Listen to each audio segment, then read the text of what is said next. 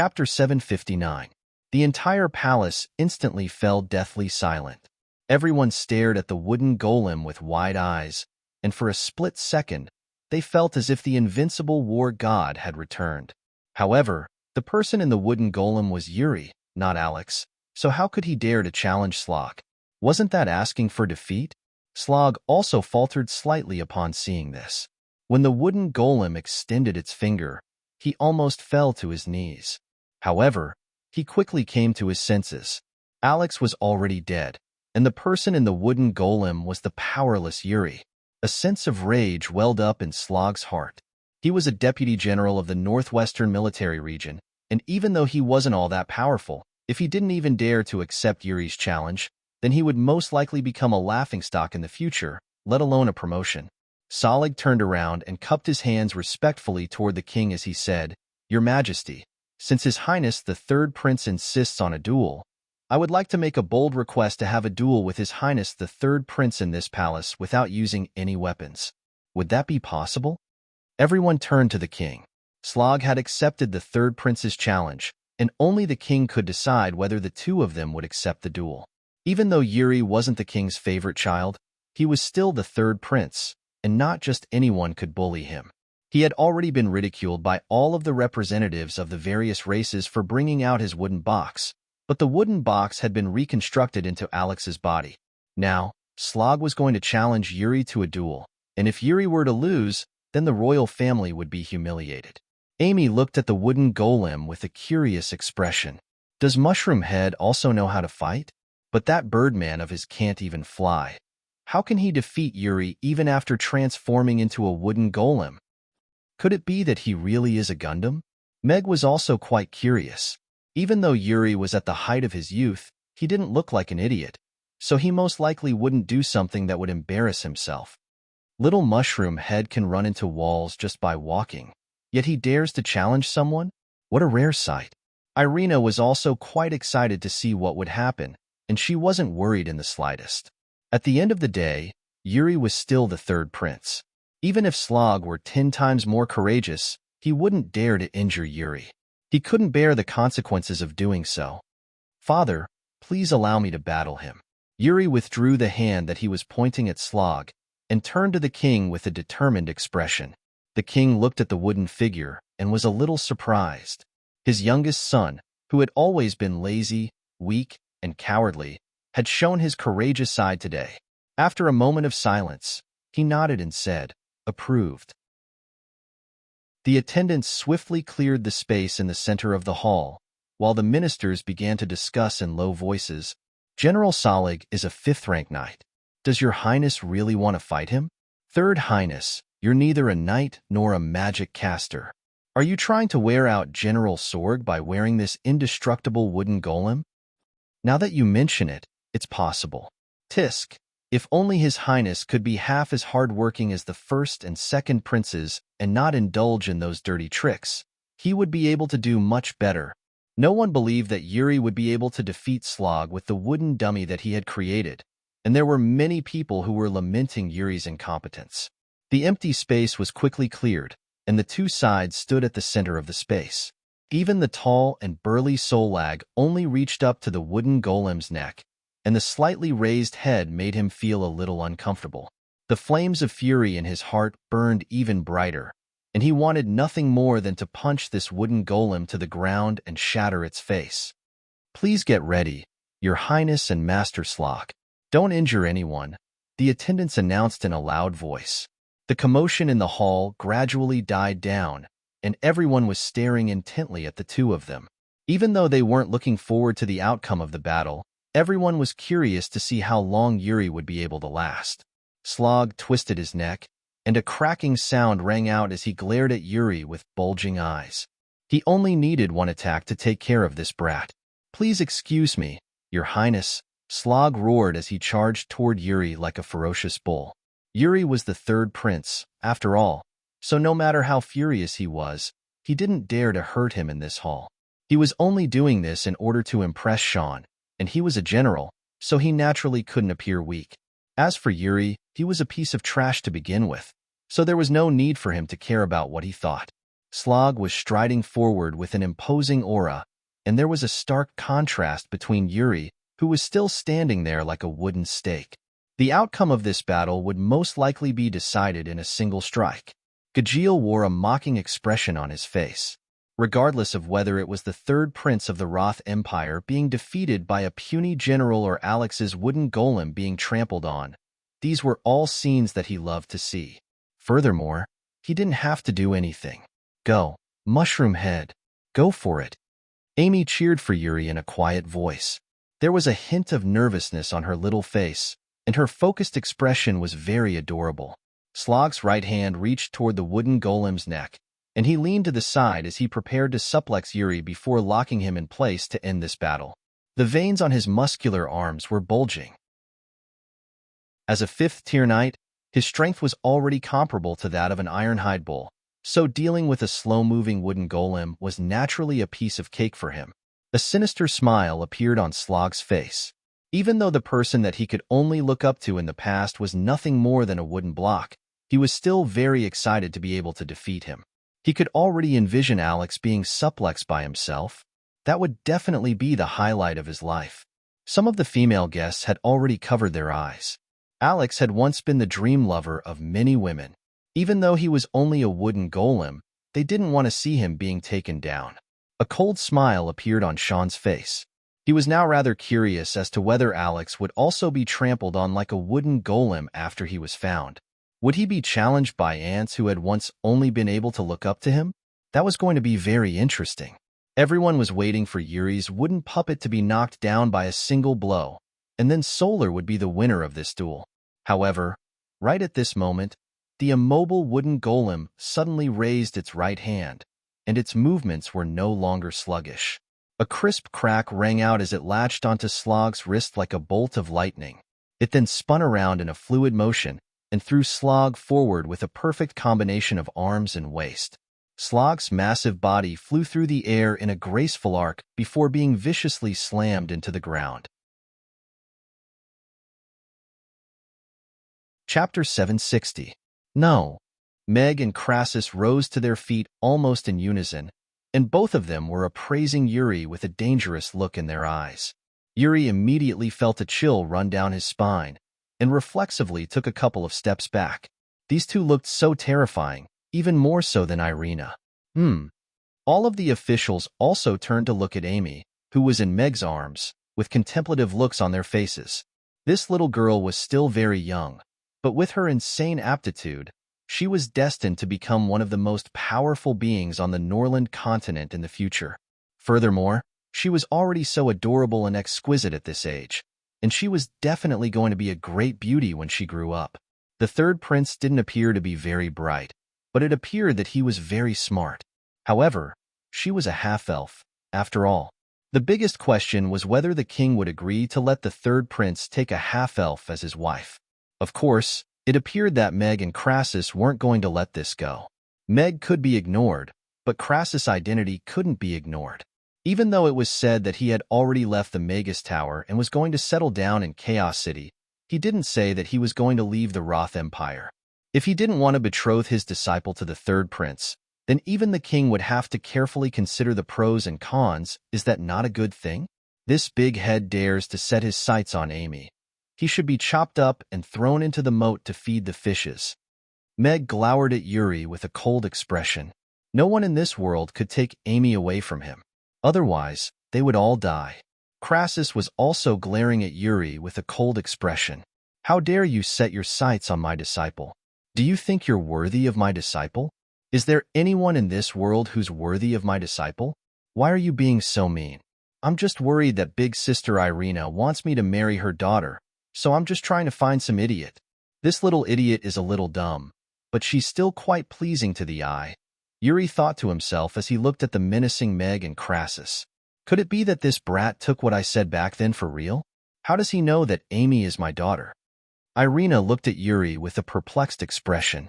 The hall fell into an eerie silence. Meg, who was carrying Amy, and Crassus, who was holding a magic caster's staff, were facing off against Yuri, who had a panicked expression on his face. Father, does Mushroom Head want me to marry him? Amy asked innocently as she looked up at Meg. Yuri's eyes lit up.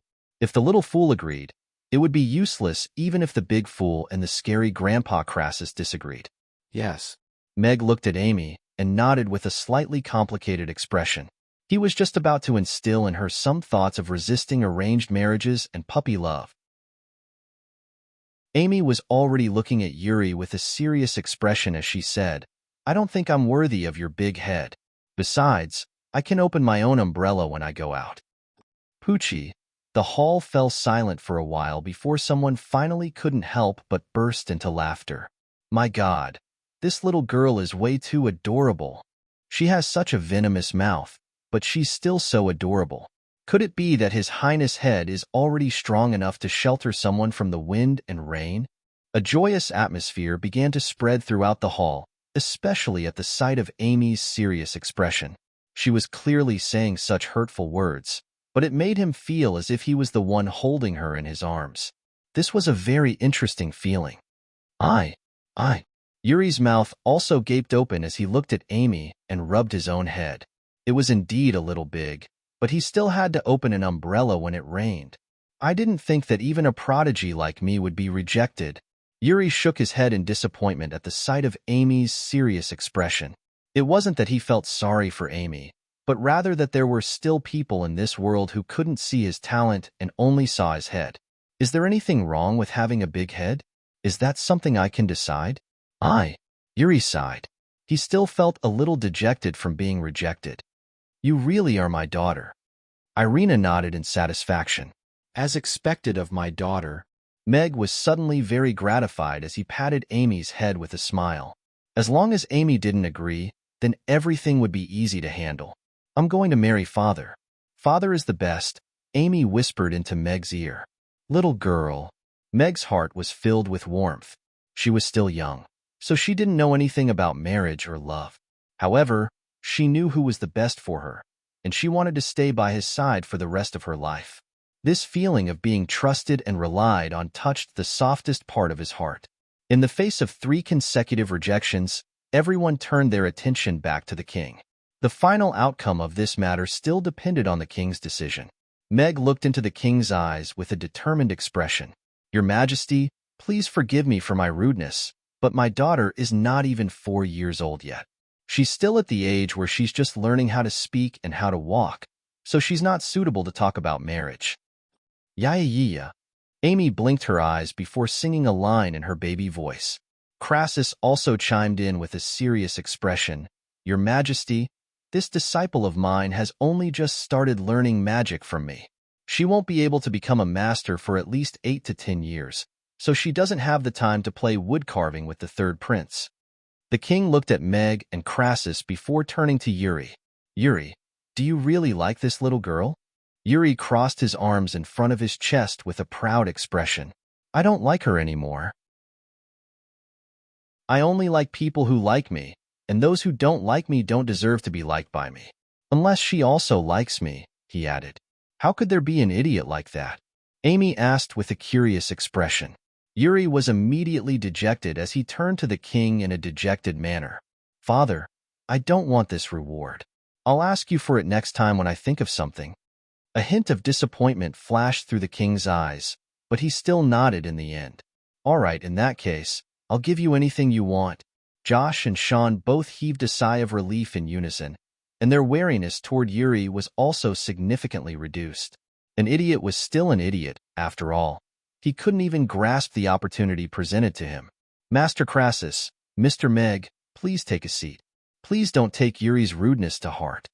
The king gestured for Crassus and Meg to take a seat before smiling as he said, If Mr. Meg is willing, you can open a restaurant in Rodu. Master Crassus' original magic lab is in the Magus Tower, so he'll be able to teach better. Chapter 761. Meg took a glance at Yuri. Thankfully, he knew what was good for him. Otherwise, he was already considering whether he should use his one-time recovery ability to send him back to his mother's womb. For Amy, he was willing to do something like that. However, judging from Yuri's performance, he most likely didn't have any ulterior motives toward Amy. After deducting that he was a prodigy, His EQ might not even be as high as Amy's. How could a glutton know anything about love? With that in mind, Meg was a lot more relieved. At the same time, he began to consider the impact that this mecha could have on this world. In a way, this was going to have a huge impact on Meg. He was just preparing to introduce the steam engine, yet this mecha had already been invented. What the fuck? Steam engines were used in basic industries, while mechas were most likely an advanced application based on magic formations. Seeing how Yuri was still standing on the spot after unleashing 2 attacks, it was clear that he had expended a lot of energy. If the high price tag corresponded to an extremely short application time, then it would be hard to say if there was any value in promoting this mecha. However, in any case, Meg could see that Yuri had the potential to become a scientist. This was a type of science that belonged to this magical world. Using magic as a tool, what was the difference between this and what the scientists on Earth were doing? Perhaps I can also change my mindset and not just think that science and technology on Earth are paramount. Meg nodded with a thoughtful expression. Yuri's Gundam had opened up his mind, and perhaps he could also incorporate some things into his magic in the future. Crassus also withdrew his warning gaze from Yuri. Yuri carefully returned to Irina's side and took a seat before sneaking a peek at Irina. He couldn't help but shrink back and sit up even more properly. Little mushroom head, have you forgotten that I told you that I was going to marry my daughter to you? Irina asked with a smile. What? Is that true? I didn't know. Yuri was confused. A cold expression appeared on Irina's face. You dare to forget? Yuri's expression immediately crumbled, and he said in a pitiful voice, Big sister Irina, please spare me. I feel like my brain is definitely not good enough for your daughter. You are quite self-aware. Irina nodded with satisfaction. Yuri's eyes widened. He thought that Irina was going to force him into a marriage, but he didn't expect that she would let it go so easily. Moreover, it seemed that she was going to let this marriage go as well. Really? Yuri was still a little unsure. You've already lost that opportunity. Irina nodded slightly. That's great. What a pity. Yuri almost couldn't hold back his smile. I hope you'll still think that way in the future. My daughter is the second most beautiful woman in the world. Irina looked at Yuri with a pitiful expression. Yuri's offering of a Gundam was quite a shock to everyone. It was even more impactful than Sean's Crimson Flame Sword. Following that, the other gifts presented by the various representatives and officials were quite lackluster, and there wasn't anything worth mentioning. After the gifts were presented, the king's birthday celebration came to a successful conclusion. The king, the various representatives, and a few officials went to the side palace to discuss matters, while everyone else began to disperse and prepare to leave the palace. Crassus declined the king's invitation to attend the celebration, and he was preparing to leave the palace with Meg and Amy. Irina took a fleeting glance at Meg as she rose to her feet, and their eyes just so happened to meet. After a brief exchange of glances, they quickly parted ways and left the palace with the various representatives.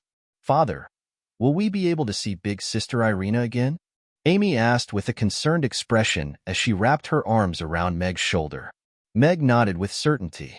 Of course, we'll see her again. What's so difficult about that? If little Amy wants to see her, Master can take you to see her anytime, Crassus interjected. After the king and his entourage left the palace, everyone rose to their feet. Meg had only taken a few steps forward when someone patted him on the shoulder from behind and excitedly said, Mr. Mack, do you still recognize me? So it's Duke Abraham. Meg turned around with a smile at the sight of the smiling Duke Abraham. This idol duke was one of a kind in the Roth Empire. Furthermore, he didn't put on any airs and was quite approachable, so Meg had a good impression of him. Abraham sighed with emotion as he said, Looks like Mr. Mack still remembers me. I thought you were the stall owner yesterday, but who would have thought that you'd come to the palace to cook for me today? If I'd known earlier, I would have asked you to cook more dishes so I could try the braised chicken and rice and spicy grilled fish as well. Meg couldn't help but burst into laughter at the sight of Abraham's sulky expression and tone. He nodded and said, If you ever come to Chaos City, you can come to Amy's. It's right in the Aiden Square. That's my restaurant, and there are many more dishes to order. Really? Abraham's eyes immediately lit up. Just that black pepper steak had already left him completely hooked, and judging from Meg's words, he could tell that there were more dishes that he could cook. Abraham thought to himself for a moment before making a decision. How about this, Mr. Mac? You can come to my manor today, and let me know when you're coming back to Chaos City, and I'll go with you. Is it that urgent? Meg turned to Abraham with a hint of surprise on his face. He was one of the 10 great dukes of the empire, yet he was willing to follow him to Chaos City just for the sake of good food. It was quite rare to see such a glutton. However, after thinking about it for a moment, he shook his head and said, "Thank you for your invitation, Duke Abraham, but I'm a little tired today, so I'm going back to rest with my daughter. We're going back to Chaos City the day after tomorrow. If you'd like to come with us, you can come with us." "I see. All right, I'll be sure to come with you the day after tomorrow." Abraham nodded with a forlorn expression, but his voice was filled with determination. Thus, Abraham departed, and Meg carried Amy out of the palace. Luna and a white-haired elderly man were already waiting for them at the entrance. "Teacher Luna." Amy spread open her arms with elation, and Luna accepted her with a smile. "Mr. Meg, I am Byron Field, Luna's grandfather." The white-haired elderly man also stepped forward before extending a hand toward Meg. "Greetings, Master Byron." Meg hurriedly reached out to shake Byron's wrinkled hand. His brown eyes were deep and clear, and seemed to be filled with wisdom. Chapter 762. Mag faltered slightly upon hearing Byron's words. This old man was quite direct. He was inviting him to the debate right away. He took a glance at Luna, who was looking at him with a nervous expression, and nodded with a smile. "You're far too kind, Master Byron. I only know a little about the debate. If you don't mind, I'd be happy to attend." Byron smiled. "All right, tomorrow's debate will be held at Carlow Church. It will start at 10 a.m. I'll be there on time." Meg nodded. "Lord Crassus, long time no see." Byron let go of Meg's hand and turned to greet Crassus. "Byron, it's time for you to retire, you old man. A bunch of old men quarreling all day long. Even if you don't find it annoying, the clergy in the church will find you annoying." Byron was not annoyed. He smiled and said, "When it comes to academic matters, the more you argue, the clearer it becomes. Forget it. I'm not going to talk to you anymore. Talking to you is the most boring. Let's go." Crassus waved his hand disinterestedly. Then he looked at Meg and said, "Mr. Mac, little Amy, I'm going to find an old friend. You can go back first. I'll look for you again." With that, he turned and left. "Luna, you can go back first," Byron reminded Luna. Then he nodded slightly at Meg and Amy. He turned and walked toward an old man. Meg helplessly took Amy from Luna's arms. "Mr. Meg, thank you." Luna looked at Meg and said sincerely. Meg smiled and shook his head. "Teacher Luna, you're welcome. It's nothing." Luna had done a lot of things for Amy. Naturally, he would not refuse such a favor. Moreover, he was the one who had created the multiplication table. Now that he was in Chang'an, he could not just run away from it. Amy looked at Luna and hesitantly asked, "Teacher Luna, will you return to Chaos City after you go home this time?"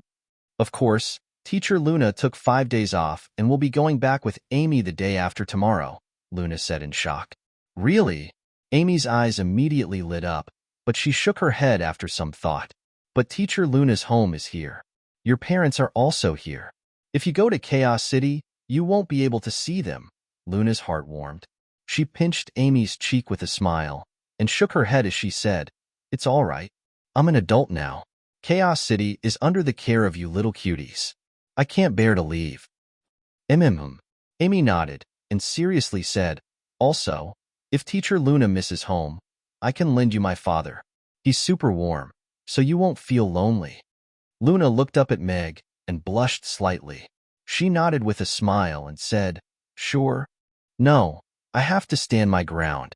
Meg's face was not red, and his heart was not racing. He was not affected by anything. He was now being targeted by Irina, so if anything happened, he was more worried about his own safety. After bidding farewell to Luna, Meg carried Amy out of the palace. The horse-drawn carriage from the second prince's manor was already waiting for them. The steward who had sent them to the palace earlier came up to them with a smile and respectfully said, "Congratulations, Master Meg, for winning the Best Dish Award." "Thank you." Meg nodded politely. The steward continued in a respectful manner, "Your belongings have all been packed, and they've been sent back to your manor. Would you like to go out for a walk, or go straight back to your manor?" "I'm a little tired. I'll go straight back." Mag looked up at the sky. It was still clear in the morning, but there were already many dark clouds in the sky now. It looked a little gloomy, and it made people feel a little uncomfortable. It seemed that there was going to be a heavy rain today. "All right." The steward nodded, and after Meg and Amy got into the carriage, it drove out of the palace. Mag lifted a corner of the curtain and looked out at the majestic palace that kept passing by. The corners of his lips curled up slightly. The battle between the two dragons is going to be a good show. I just don't know who will emerge victorious in the end. Should I get involved? Yuri. Interesting. Father, what are you smiling about? Amy looked at Meg curiously. I'm smiling. I have a good baby. Meg retracted his gaze and looked at Amy with a smile. In the royal palace's conference hall, a long table was placed in the center of the hall. King Andre sat at the head of the table, while Sean and Josh sat on his left and right as usual. The representatives of the various races sat on either side of the long table, and Novin sat at the end. The atmosphere in the silent hall was a little tense. Everyone sat facing each other like that, and no one had the intention to speak first. After a long silence, Andre looked at everyone and said in a low voice, "Although I invited all of you here in the name of my birthday celebration, the main purpose is to discuss the re-signing of the peace treaty in 3 months' time. Is the treaty from 100 years ago still suitable for the current continent? As for what terms should be deleted or added, I hope all of you can voice out your demands, and then we'll discuss and vote on it. 100 years ago, all of our races signed a peace treaty in order to end the war among species, and the Norland continent has enjoyed relative peace for 100 years. The Elven race is willing to renew the peace treaty." Irina raised a hand and looked at the orc and demon representatives with a cold expression as she said, "However, I'm warning you. If any other race dares to capture and sell our Elven brethren, it will be seen as a declaration of war against the Elven race. I'll do everything in my power to save them, and then kill those bastards." Gajiel and Santa's hearts shuddered in unison. As expected, this woman was still the most terrifying woman in the world, but they still had to force themselves to remain calm. Seeing as she's the hope of the Elven race, then I'll crush all of them today. Gajiel thought to himself as he withdrew his gaze. The dwarf representative turned to Gajiel and said, "Our dwarven race is also willing to renew the peace treaty. However, before that, we strongly request that the demon race return all of the territory that they've forcibly occupied over the past few years to us, and also add additional terms to the treaty to punish those who forcibly occupy other races' territories. The goblin race has no objections. If everyone is willing to sign, then we'll sign. If no one is willing to sign, then we won't sign either." A sinister smile appeared on the dark green goblin representative's face, revealing a mouthful of sharp fangs. Bruno wore a nonchalant expression as he said, "Our giant dragon race is also willing to sign, but we can't afford to lose any of our territory."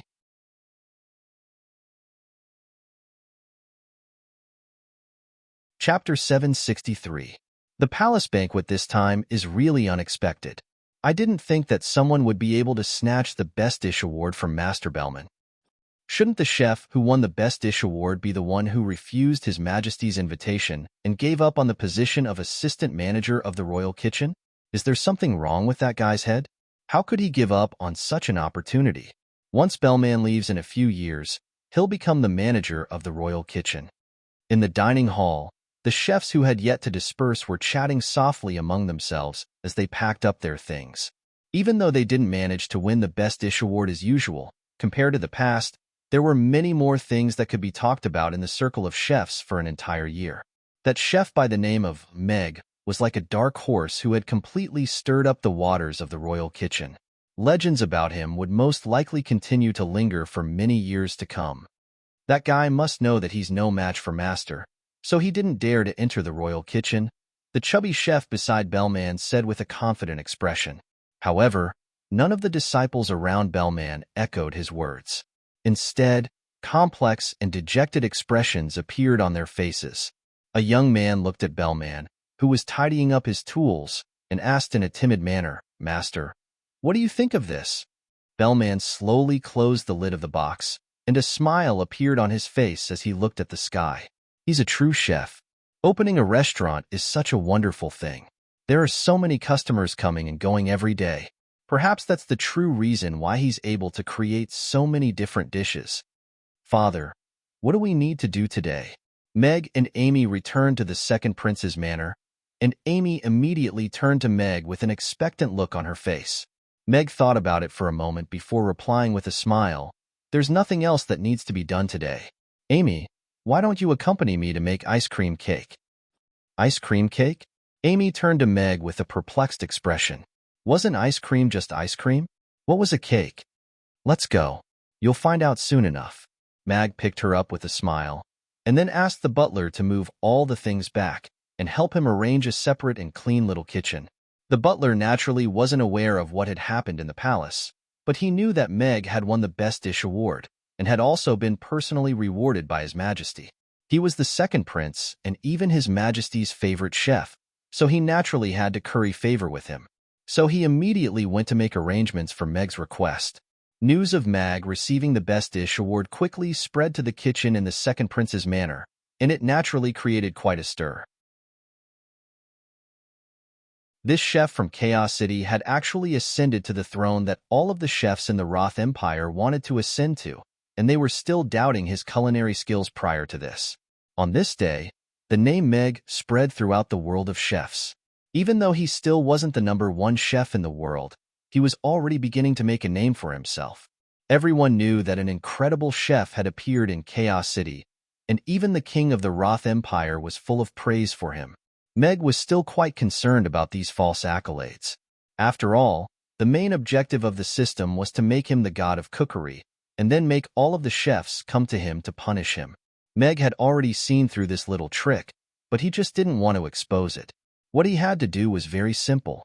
While constantly improving his culinary skills, he had to constantly raise the stakes for duels with him so that most chefs wouldn't dare to challenge him. At the same time, he had to make all of the chefs who thought they were capable of challenging him to a duel.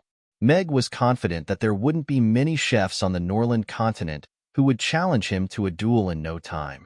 When that time came, he would most likely have completed all of the system's main missions and reached the pinnacle of his life. "System, give me the ingredients I need to make an ice cream cake," Meg said internally. The system has already stated that it won't provide you with any ingredients for this trip to Rodu. If you need any ingredients, you have to find them on the spot. The system's serious voice sounded. "System, I've already completed the mission for this trip to Rodu.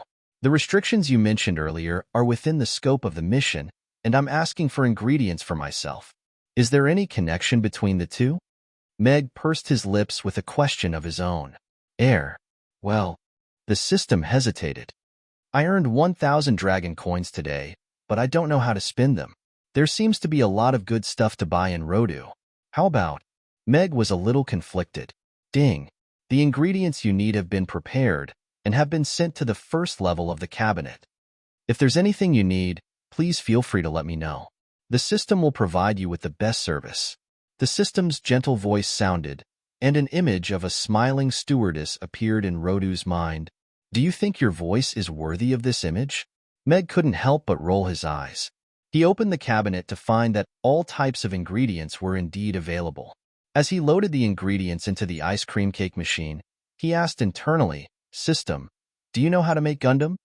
If you're talking about an assembled toy, then that's not an issue. I'm talking about a real Gundam. I don't have high requirements, just like the one that the big-headed prince made. Do you know how to make one?" The system knows nothing about magic.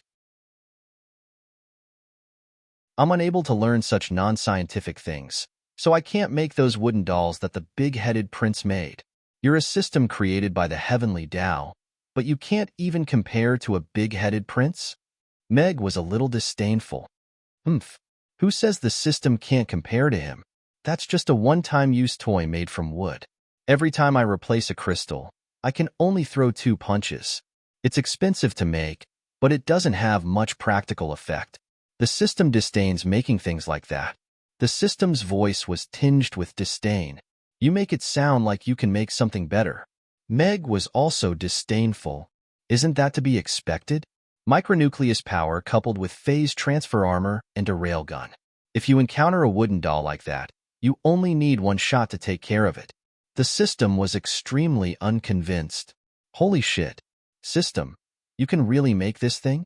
Meg's eyes suddenly lit up. Wasn't this the fucking standard of a Gundam? This isn't for sale, so don't even think about it. Just focus on making your cake. You're the man who's going to become the god of cookery, so do your best. The system said leisurely before its voice disappeared. Father, is the ice cream cake delicious? Amy interrupted Meg's thoughts.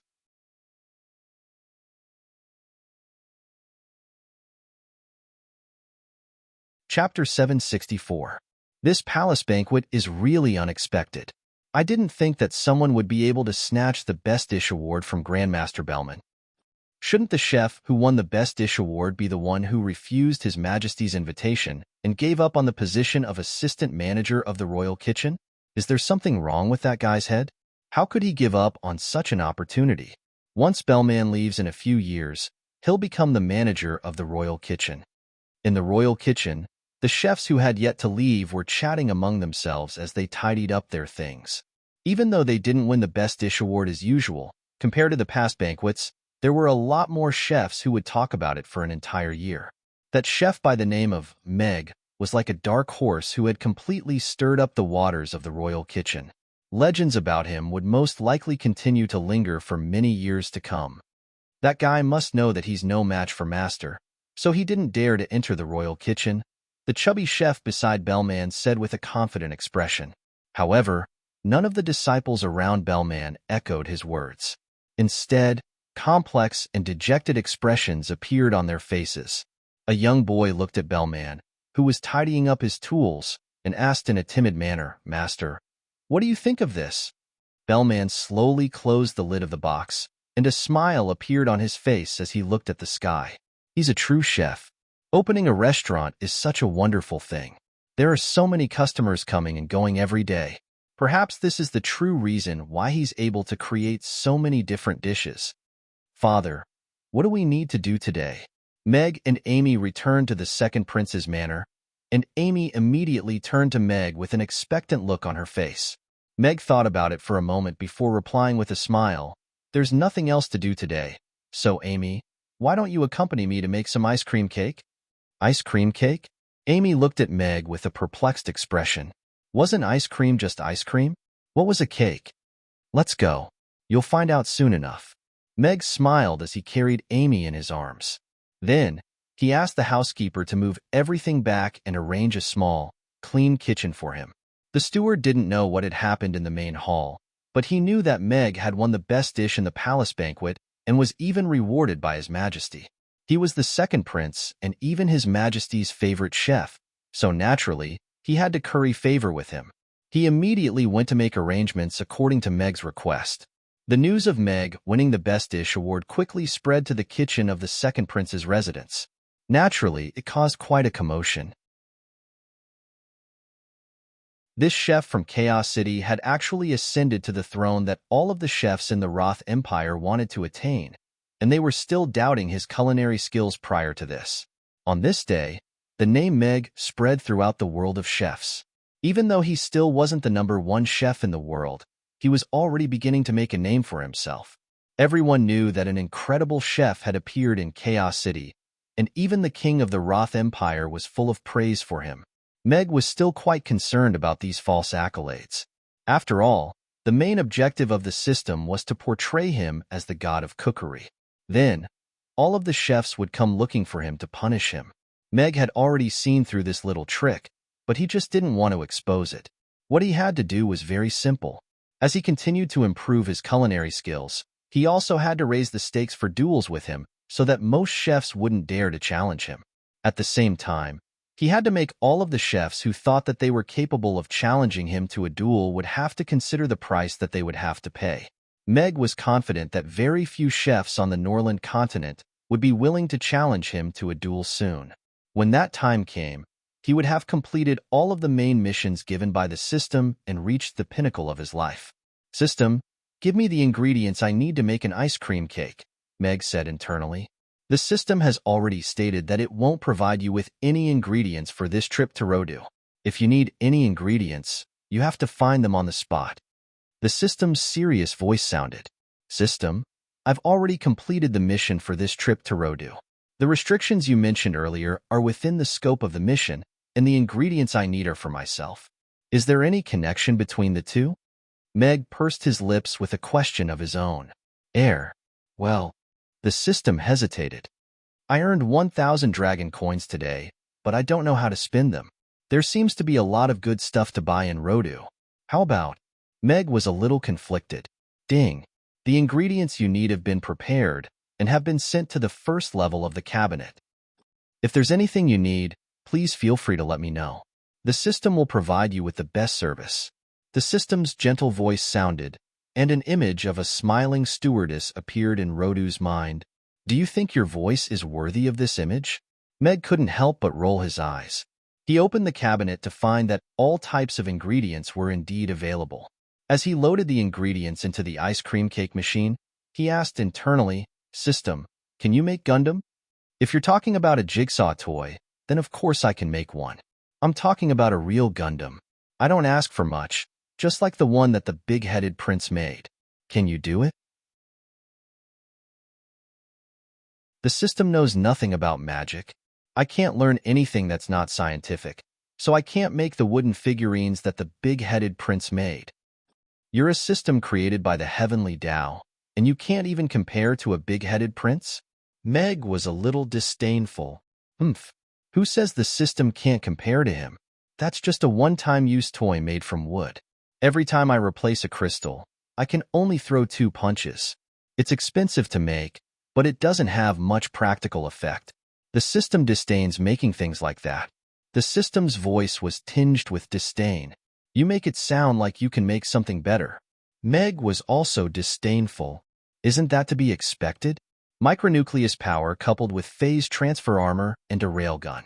If you encounter a wooden figurine like that, you only need 1 shot to take care of it. The system was extremely unconvinced. Holy shit. System, you can really make this thing? Meg's eyes suddenly lit up. Wasn't this a fucking standard for a Gundam? This is not for sale. Don't even think about it. Just focus on making your cake. You're the man who's going to become the god of cookery. Good luck. The system said leisurely, and then its voice disappeared.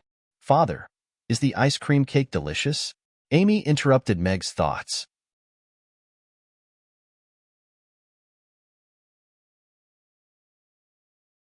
Chapter 765. Autumn had already set in, and the wild grass that had grown recklessly between the streets and the dilapidated walls had already withered and turned yellow. However, by next spring, these wild grass would grow even more luxuriantly. Most of the memorial archway with the words 5th Street engraved upon it had already collapsed. A black cat was curled up in a crevice of the memorial archway, licking its wet fur. It suddenly raised its head to look into the distance, and its green eyes lit up as if it had seen something that was very dear to it. On the street, an elf in a long white dress was slowly making her way over.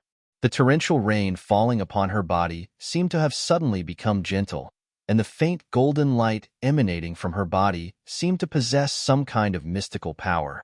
All of the rainwater silently slipped past the light, and none of it landed on her body. With each and every step she took, a tender green leaf would appear beneath her feet. Even though the road was extremely muddy, her pair of elegant white shoes were still as pristine and flawless as ever. Her silver hair, which almost reached her calves, swayed in the gentle breeze, and a calm expression appeared on her exquisitely beautiful face. The faint golden light emanating from her body illuminated the surrounding darkness, making her appear as if she were a celestial being. Irina stopped in her tracks, and her gaze fell upon the black cat beneath the memorial archway. Her brows furrowed slightly as she raised a hand, and a large leaf landed on the memorial archway, just in time to block the leaking rainwater. Meow, the black cat poked its head out and meowed at Irina. Heh, our princess sure is kind. A cold and sinister voice sounded from within the darkness, and a tall and burly man in a black robe slowly strode out from the darkness. With each and every step he took, muddy water would splash up into the air. All of a sudden, countless people in black appeared on the seemingly empty street. Their black robes covered their entire bodies, and no one could see their original faces. Their gleaming weapons reflected a chilling light when the lightning flashed past, and they slowly walked toward Irina from all directions without making any noise. Their powerful killing intent was as if it had materialized, and they made no attempt to conceal it as they aimed their killing intent directly at Irina. Irina didn't appear to be flustered in the slightest.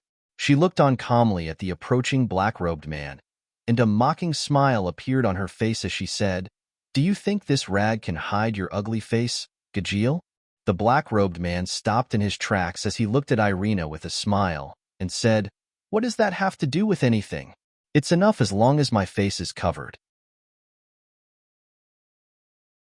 Tomorrow morning, news of the elven princess' tragic death on the streets of Rodu will spread across the entire continent, and the ones who killed her were a bunch of black-robed men of unknown origins. That's right, it's enough as long as they're human. The group of black-clothed men also laughed out loud, as if they had heard something funny. Their eyes flickered with light in the darkness. Irina glanced at the black-clothed people standing in the front row and frowned. Demons, orcs, trolls, you're really in cahoots. It seems like you're ready to start a second racial war. Gajeel stretched his neck as a cold smile appeared on his face. The Norland continent's tradition is that the weak humans and elves have no right to occupy such a vast territory. You should just play the role of food and toys. That's the way things should be. That's right. After all, powerful races like you have to gather 12 of them before you dare to find trouble with a weak elf like me. Irina nodded with a mocking smile. Heh, Alex was just as stubborn as you were back in the day. However, we're not going to let you live this time. Gajeel's voice was tinged with rage. Irina's expression darkened slightly upon hearing this, and she asked in a grim voice, "Who else was involved in that incident aside from you? Perhaps you'll never imagine that the mastermind behind that incident wasn't us. Instead, it was our favorite prince, His Highness.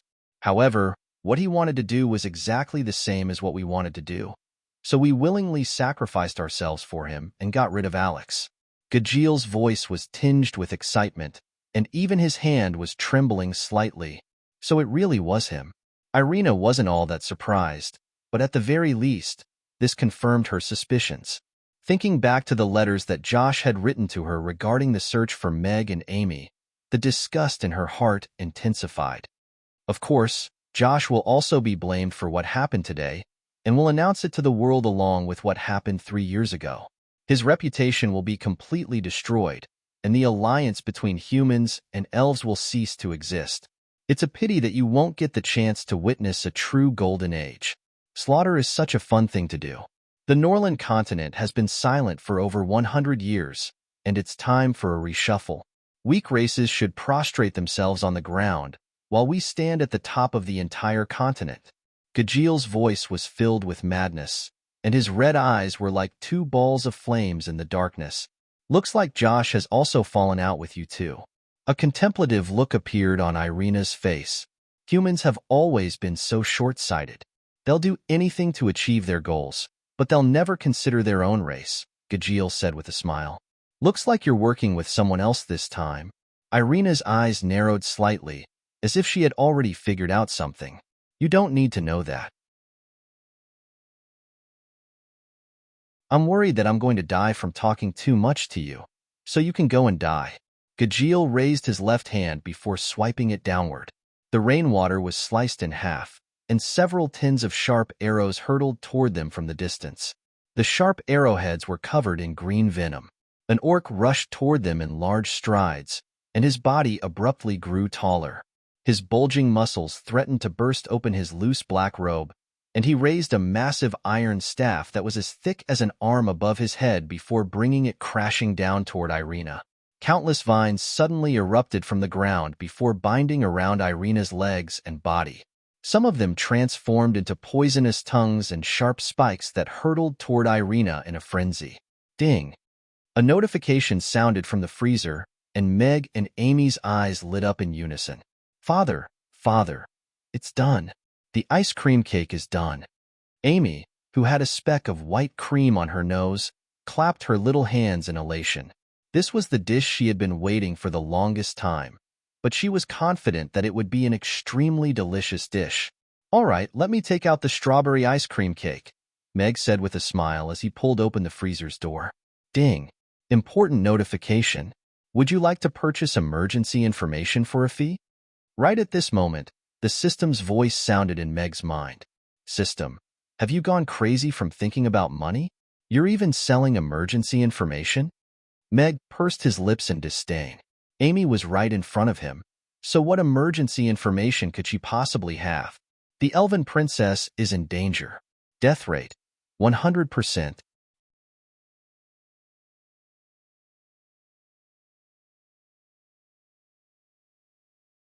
Chapter 766. What? Meg's hands trembled, and he almost dropped the cake in his hand. Princess Irina is in grave danger. This information is priced at 10 dragon coins. If the host feels, deduct it yourself. Where is she now? What happened? Mag cut off the system's words with a tense and serious expression. 10 dragon coins have been deducted. Princess Irina is currently located on the 5th Street, and she's currently under attack. Based on the strength of both sides, the probability of her death is 100%.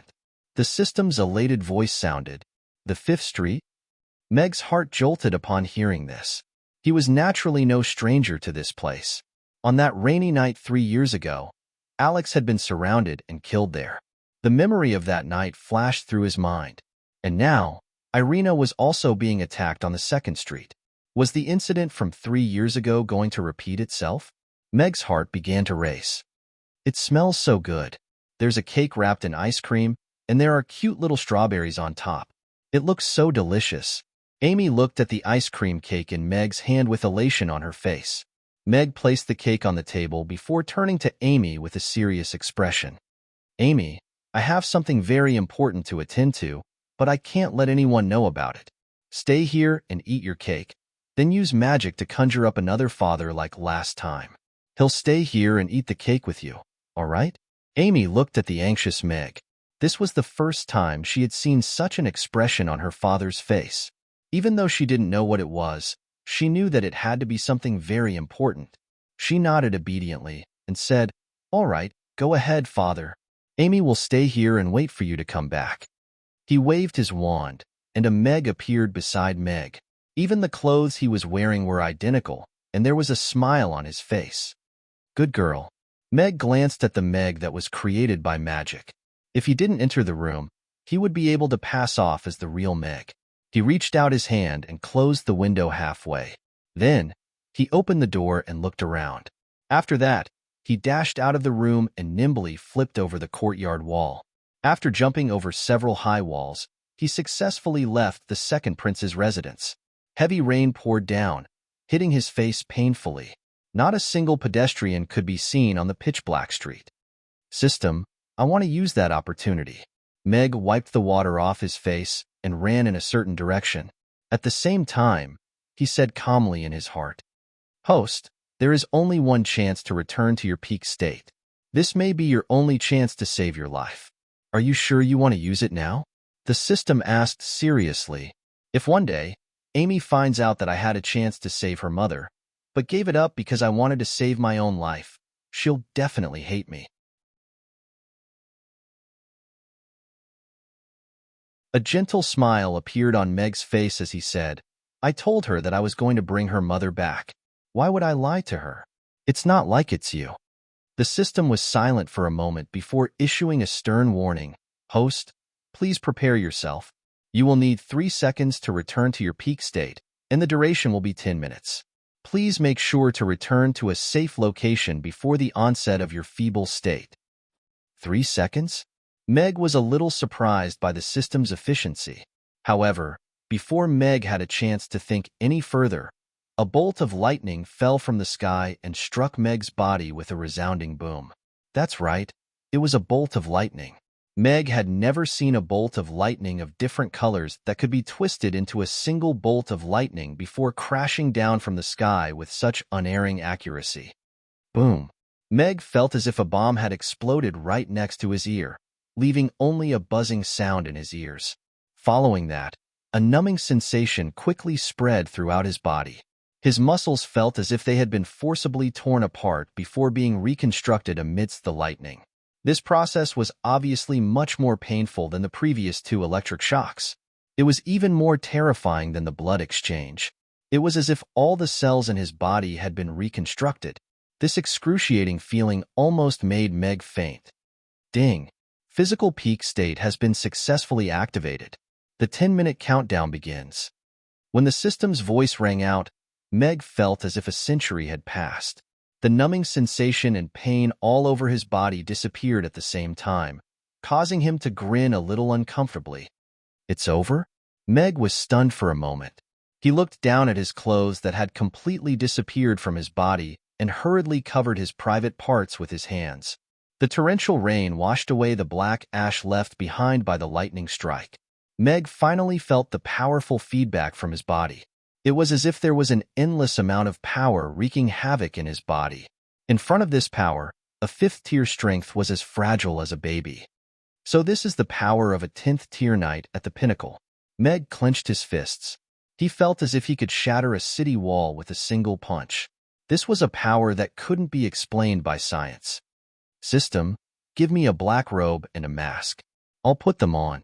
Meg stood with his back against the wall.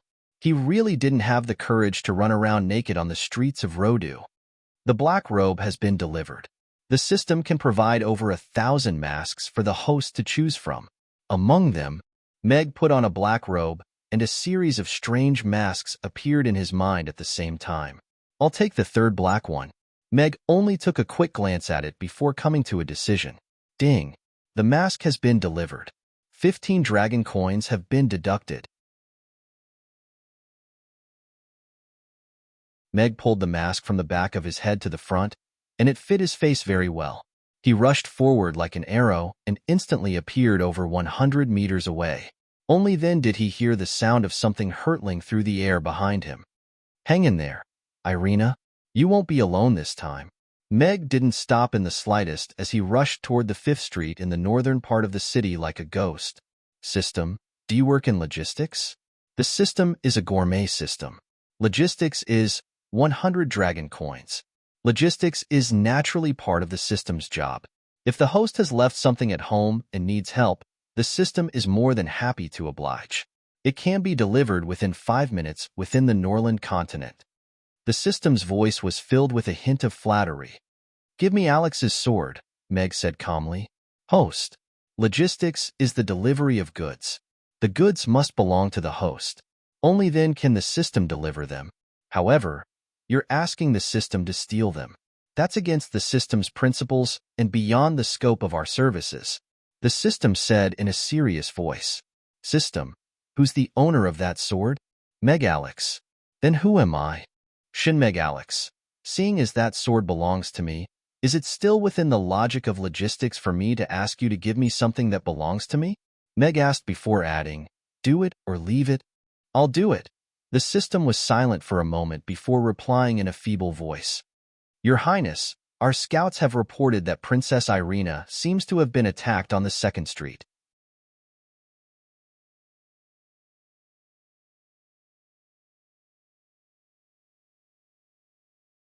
Chapter 767. What? The book in Josh's hand slipped to the ground, and a panicked look appeared on his face as he grabbed the man by the collar. What's going on? Your Highness, according to your instructions, the scouts followed Princess Irina's trail and discovered her tracks near the 5th Street. Immediately afterward, we lost contact with 3 groups of scouts, and one of them also lost contact with the princess after reporting that she was attacked. Currently, more scouts are converging there, and the exact situation is unknown. The man in black replied in a trembling voice, "The Fifth Street." Josh pushed the man aside before quickly making his way out of the room. "Prepare the griffins and order the guards to come with me to the Fifth Street." "Yes." The man hurriedly rushed out of the room. Very quickly, a black griffin rose up from the second prince's residence, flapping its wings and flying away. Two teams of black-clothed men appeared from the back door, galloping wildly toward the north of the city in the rainy night. Tonight's rain is just as satisfying as it was 3 years ago. In a certain pavilion in Rodu, a tall and broad figure stood in front of the window, looking out at the pouring rain as he took a sip of wine with a faint smile on his face. It was as if the entire world had forgotten about the Fifth Street. The black cat was curled up in a corner of the dilapidated archway with its black fur standing on end. Its body was hunched over, and its blue eyes were filled with horror as it looked at the beautiful elf in the distance. The rain was falling onto the green leaf on its head, but not a single drop of rain fell. The sharp arrow had already reached Irina, and a sinister smile appeared on the orc's face. It was as if he could already envision the scene of his iron staff crushing Irina's head. The vines that had erupted from the ground were like vipers as they converged toward her legs. Within the darkness, a group of heavy cavalry began to charge toward her. The hooves of the unicorns splashed through the water in unison, and the tips of their lances shimmered with a cold light under the flashes of lightning. Everything was cold and merciless, sealing off all avenues of escape for Irina. A cruel smile appeared on Gajil's face under his black mask. He had been waiting for this day for many years. Many years ago, Alex and Irina had wreaked havoc on the continent, bringing him immense humiliation. Alex was already dead, and now, Irina was also going to die. This was going to be a wonderful night. Back when Irina and Alex were roaming the continent, she hadn't fought many battles. Even though she had already become a 10th-tier magic caster, not many people knew just how powerful she truly was. She's even given up on resisting? Without Alex's eyes, she's just a pretty face's face. Gajil pursed his lips with disdain. It seemed that the three races had overestimated Irina by deploying 6 10th-tier powerful beings. According to the news from the Elven race, Irina had most likely sustained severe injuries 3 years ago, resulting in a massive drop in her cultivation base. Even though her slaying of Schubert had created quite a stir on the continent, it now appeared that Schubert was most likely so old that he couldn't even hold his wand properly anymore. Countless pairs of eyes looked on in the darkness, and it was very likely that the history of the Norland continent was going to be rewritten on this night. The humans who had lost Alex and the elves who had lost Irina were going to become slaves and food for the other races again in the future. Right at this moment, Irina raised her left hand. The torrential downpour instantly ceased, and raindrops that were around the size of soybeans began to hover in midair. The string of arrows suddenly stopped, and the orc still had a sinister smile on his face as black vines wound around her legs. Everything was like a picture that had suddenly stopped. In the faint golden light, that slender jade hand seemed to have been carved out of pure jade, fair and transparent. A golden staff that was taller than a grown man appeared in Irina's right hand. Irina's expression was still as calm and holy as ever, and she said in a calm voice, "Holy light, heed my call and cleanse all impurities." Dazzling holy light began to appear at the tip of her staff, making it as dazzling as the sun. Beams of golden holy light pierced through the suspended raindrops, and all of the raindrops seemed to have turned golden as they began to radiate scintillating light. They were like golden swords that pierced outward, and even the darkness was forced to give way to them. Crap! Gajil's expression abruptly changed as a black shield appeared in front of him, and he hurtled back in retreat at the same time. All of the other black-robed figures also unleashed defensive measures, and their expressions changed slightly. The frozen scene started moving again at this moment. The string of arrows that were hurtling toward them were struck by a beam of holy light, and were instantly reduced to dust. The holy light continued onward, piercing through the glabella of a demon archer in the distance. The vines that had emerged from the ground were also illuminated by the holy light, and melted away like snow. Arg! A forest troll in the distance immediately jumped up and let loose a blood-curdling cry, but its legs had already disappeared. The intertwining holy light fell upon the body of a beast man wielding a metal staff, and his soft armor, which had been constructed from the hide of a ninth-tier magic beast, was instantly sliced into countless shards. Blood gushed forth from the tiny intersecting wounds, and the massive metal staff was stained with rust. Layers of rust began to peel off from the staff, leaving behind a trail of metal shards on the ground. The holy light then fell upon the spear-wielding heavy cavalrymen who were charging toward Irina. Their heavy armor, which was capable of withstanding seventh-tier attacks, was instantly riddled with countless cracks, and they were reduced to minced meat before they could even reach Irina. Irina withdrew her left hand before smashing her staff into the beastman's face. Bam! The beastman was sent flying with blood all over his body, and he crashed heavily into a pile of rubble, where he was buried under inky black rocks, completely dead. The remaining holy light wreaked havoc and left some wounds on the bodies of the black-clothed men. The torrential rain continued to pour down on the Fifth Street, but it suddenly became much quieter. Only the anguished wails of the forest troll with its broken legs and heavy panting could be heard. The smell of blood in the air couldn't be concealed even by the torrential rain. In a short span of time, a team of heavy cavalrymen and a 10th-tier beastman had died a violent death. The black-clothed men's expressions had already changed as they looked at Irina. This incomparably beautiful elf was actually so brutal when it came to killing people. Furthermore, her strength was much greater than they had previously estimated.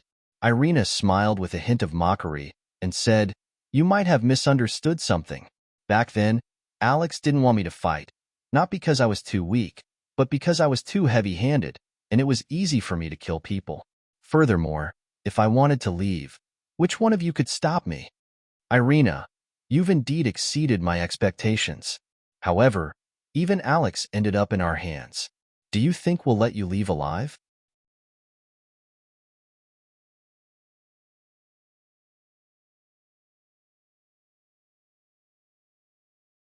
Chapter 768. Everyone, we don't have much time left. Kill her for the sake of the Alliance. Gajeel tore off his black robe, and his eyes turned crimson.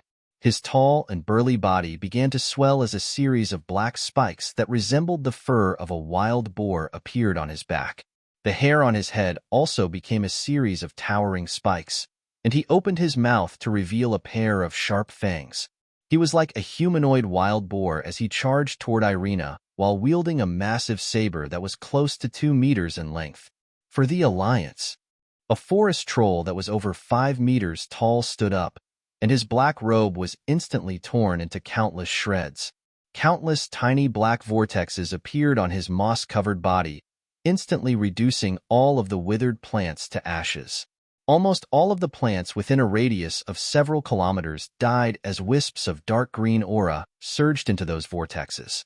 He was wielding a massive stone staff as he charged toward Irina.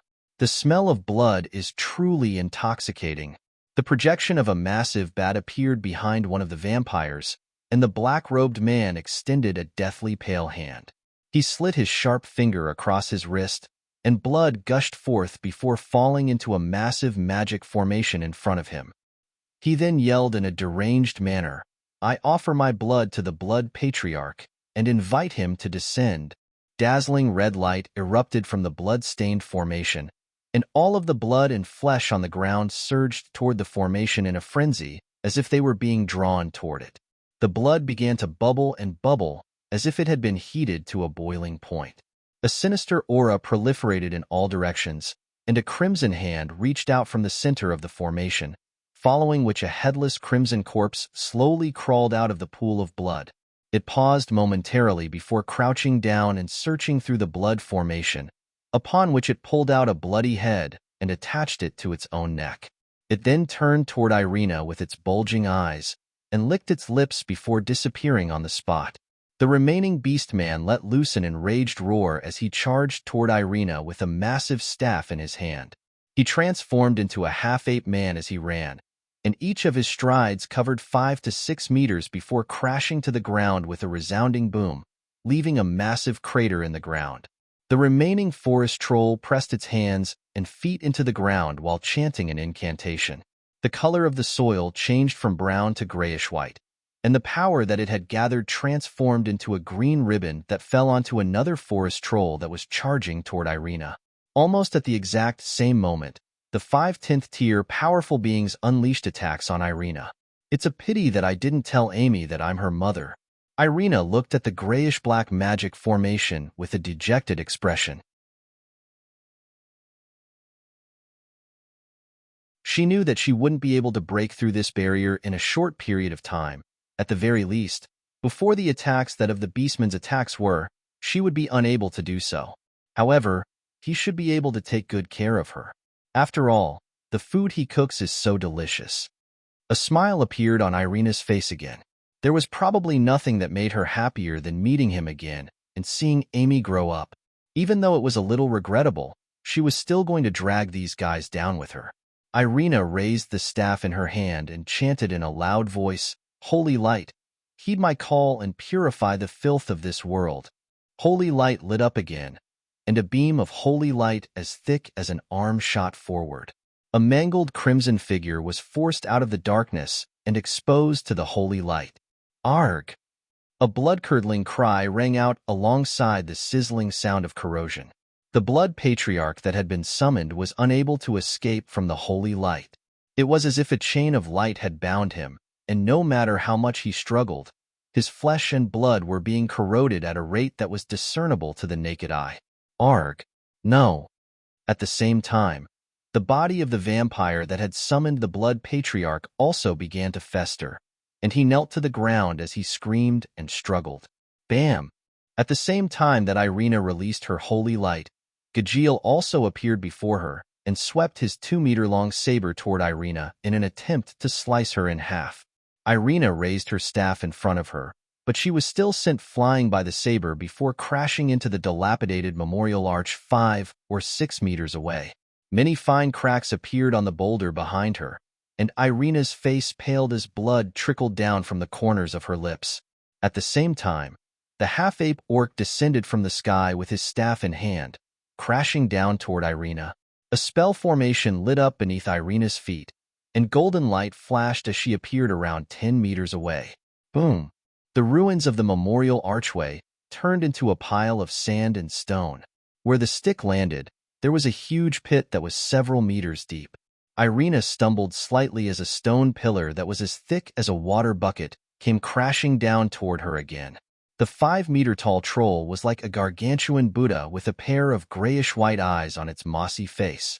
A teleportation spell formation lit up beneath Irina's feet again, and she disappeared in the instant before the stone pillar crashed into the ground.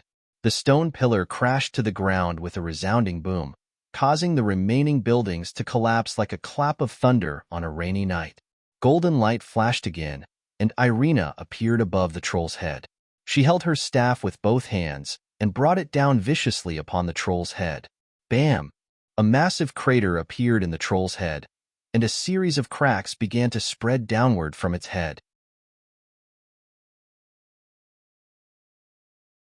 The 5-meter-tall creature swayed unsteadily before collapsing to the ground with a resounding boom. Right at this moment, a metal staff struck Irina's lower back viciously from behind, and the sound of bones breaking rang out alongside a dull thump. Irina was still in midair, and she was sent flying like a broken-winged bird. Just before she crashed into the grayish-black barrier, she managed to conjure up a spherical magic barrier with great difficulty. A string of magic ripples appeared on the barrier as she crashed into it, and she fell feebly to the ground. Whoosh, whoosh, whoosh. As soon as she landed, countless vines instantly wrapped themselves around the magic barrier like giant pythons that had latched onto their prey. The vines tightened in a frenzy, and the light on the magic barrier began to flicker as its shape became slightly warped. 3 10th-tier creatures? That's not too bad of a deal. Irina lay within the magic barrier with a small black ball in her hand. A mocking smile appeared on her face at the sight of Gajiel and the orcs charging toward her. Green light was surging into her body in a frenzy from the heart-shaped necklace on her chest. However, no matter how efficient her self-regenerative abilities were, there was no way that she could recover her combat prowess right away, and her magic barrier was already on the verge of collapse. I've changed my mind now. Gajeel raised his saber as he looked at Irina with a sinister smile and said, "After I kill you, I'll strip you naked and hang you on the city walls of Rodu. After that, the Roth Empire will suffer the wrath of the elven race. Who dares to touch my woman?"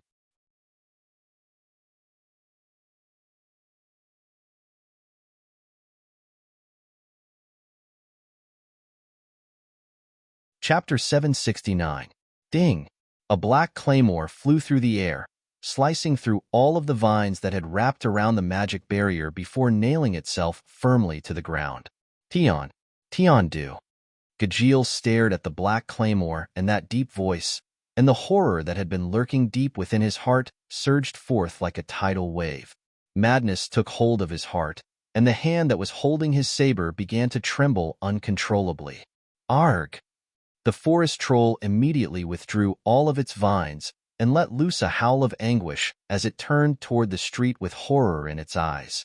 The orc also wore a horrified expression as he shook his head and took a couple of steps backward. No, impossible. He died 3 years ago. There's no way he's still alive. Meg Alex was a name that had once resounded throughout the entire Norland continent, and it was almost synonymous with invincibility. The most powerful orc warriors had been slain by his sword, and even the most ferocious demons could only submit to him with their tails between their legs. Even giant dragons that soared through the heavens had been slain by his sword. This was a name that struck fear into the hearts of all powerful beings in the Norland continent, and it was like a sharp sword that was hanging over their heads. Thankfully, he had died 3 years ago. 3 years ago, they had witnessed his fall on the 5th Street with their very own eyes. As participants in the battle, they knew that Alex had half of his bones broken, all of his tendons severed, and he had been cursed by magic. Even if he didn't die, he would be a cripple for the rest of his life. However, he had appeared again. Tion-do, the sword that only Alex could wield, had reappeared, and it seemed to be heralding the return of that man. The boundless horror they were experiencing was even more chilling than the autumn rain. That night, a dozen or so 10th tier powerful beings had surrounded him, but he had killed half of them. It was truly a stroke of luck that they had managed to survive. The gruesome scenes of that night were still vivid in their minds. Even though they had made the most thorough preparations and gathered a dozen or so 10th tier powerful beings, they had still only been able to defeat him after paying a heavy price. Thinking back to the events that had transpired, Gajeel felt that if it hadn't been for the half-elf infant, all of them would have most likely died there. Irina looked at the sword, and her hand that was holding the small black ball slowly loosened. Apart from being pleasantly surprised, she was also a little more scrutinizing. She muttered to herself, "I haven't seen him for 3 years, and he even knows how to say such things. Looks like I have to properly investigate who he has met during these 3 years. Furthermore, has his strength recovered? Kill her first, then we'll kill Alex together. It's impossible for him to regain his peak strength."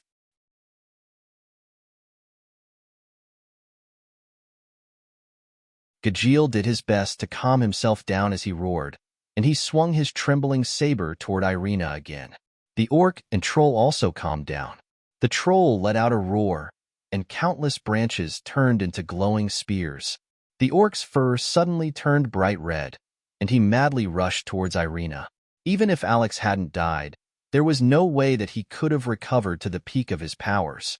As long as Irina died, the 3 of them would still have a chance to kill him. Right at this moment, a black figure appeared on the street over 100 meters away. In the next instant, a hand grabbed onto the Tion-do sword that was standing in front of Irina, and a black-robed man had already positioned himself in front of Irina. Only then did the sound of air being torn apart ring out. "Looks like you have a death wish." Meg glanced at Gajeel before swinging his heavy sword through the air. The 2-meter-long saber that was burning with scorching red flames stained the entire sky red, and it seemed to hold the absolute advantage in the face of the inky black heavy sword. However, the inky black heavy sword was extremely fast, and even though it wasn't all that sharp, it was still able to slice through the space around it.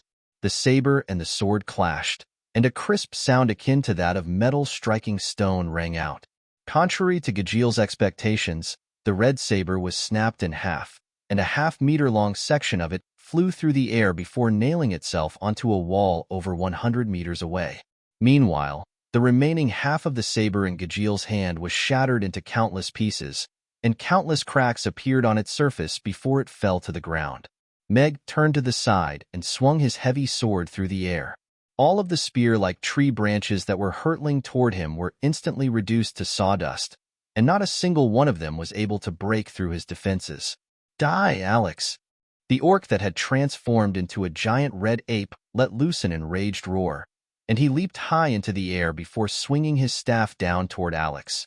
Aside from the fact that orcs had dark green skin, the biggest difference between orcs and humans was that orcs could enter a berserk state and even transform into ferocious beasts for a short period of time. The reason why the orcs were able to dominate the Norland continent was because of their immense strength. They didn't need any techniques, and their strength would increase by hundreds or even thousands of times as they progressed. After that, they would be able to crush their opponents into mincemeat with unstoppable force. Their direct and unyielding battle style was rather similar to orcs' personalities. Cade was the great elder of the Red Ape tribe, and he was one of the 10 great elders of the orc race. Even though he was ranked at the bottom, his combat prowess was still extremely powerful.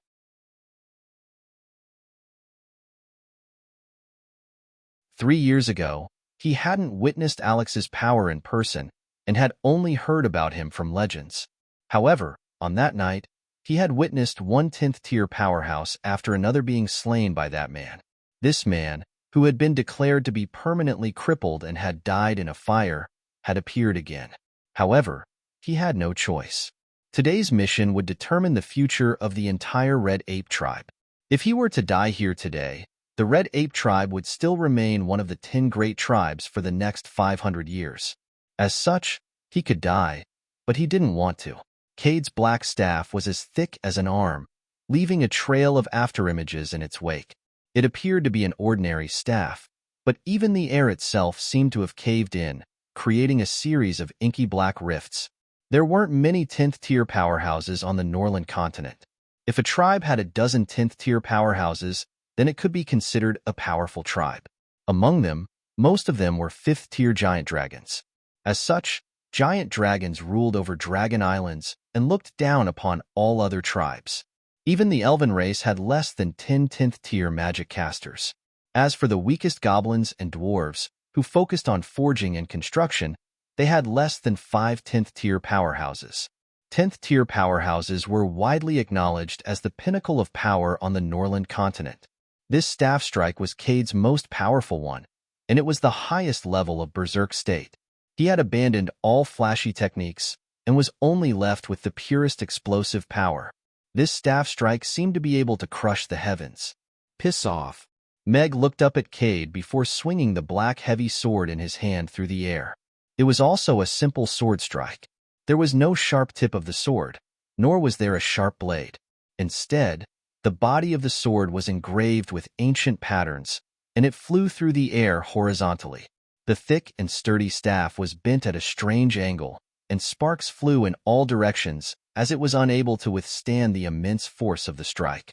The broad and flat blade of the sword struck Cade's chest without slowing down in the slightest, and his furry chest caved in with a resounding thump. A dull thump rang out, as if the sword had struck leather. The blood-curdling cries came to an abrupt halt.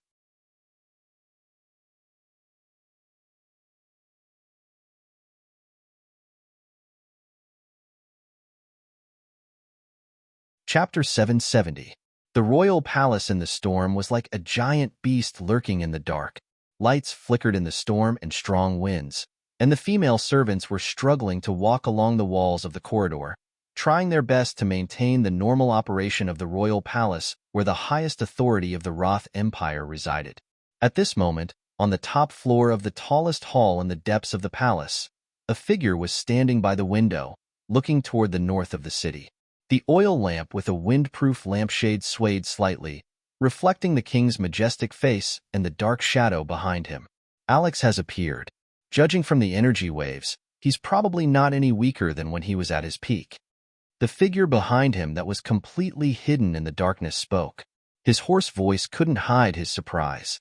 Andre's expression darkened slightly. He frowned and said, "He really didn't die. But how did he recover? You said that even if he didn't die, he would only be a cripple for the rest of his life." The black shadow was silent for a while. "Do you need me to go and take a look?" "No need.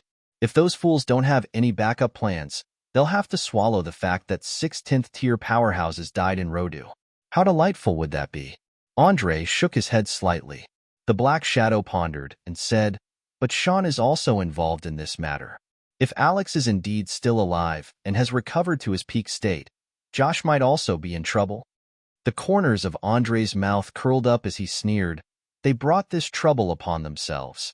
In order to inherit the throne, the two of them have done a lot of things behind my back. Although I have seen it all, it's not time for me to die yet. When necessary, I should give them a warning and let them know who is the true master of the empire. I've been the king for so many years, and let the Roth Empire grow steadily. I'm not paving the way for them. Only I have the right to walk this path. If Alex isn't dead, then let him live. He's a human, after all, isn't he? The rain seemed to have become heavier and shrouded the palace like a curtain of water. That black shadow didn't reply, and Andre didn't say anything else. He held the railing with both hands, and his deep eyes were still looking toward the north of the city, as if he was waiting for something. The wind forest, the tree of life, which had always been calm and peaceful, suddenly erupted with green light. Green light rose from the hole in the tree, and then condensed into a beam of light that streaked across the sky and flew toward the west. The elves all walked out of the tree holes and houses and looked up with shock and bewilderment. Irina. In a quiet tree hole, the elven queen opened her eyes, revealing a trace of concern and nervousness. In the blink of an eye, she appeared on the top of the tree.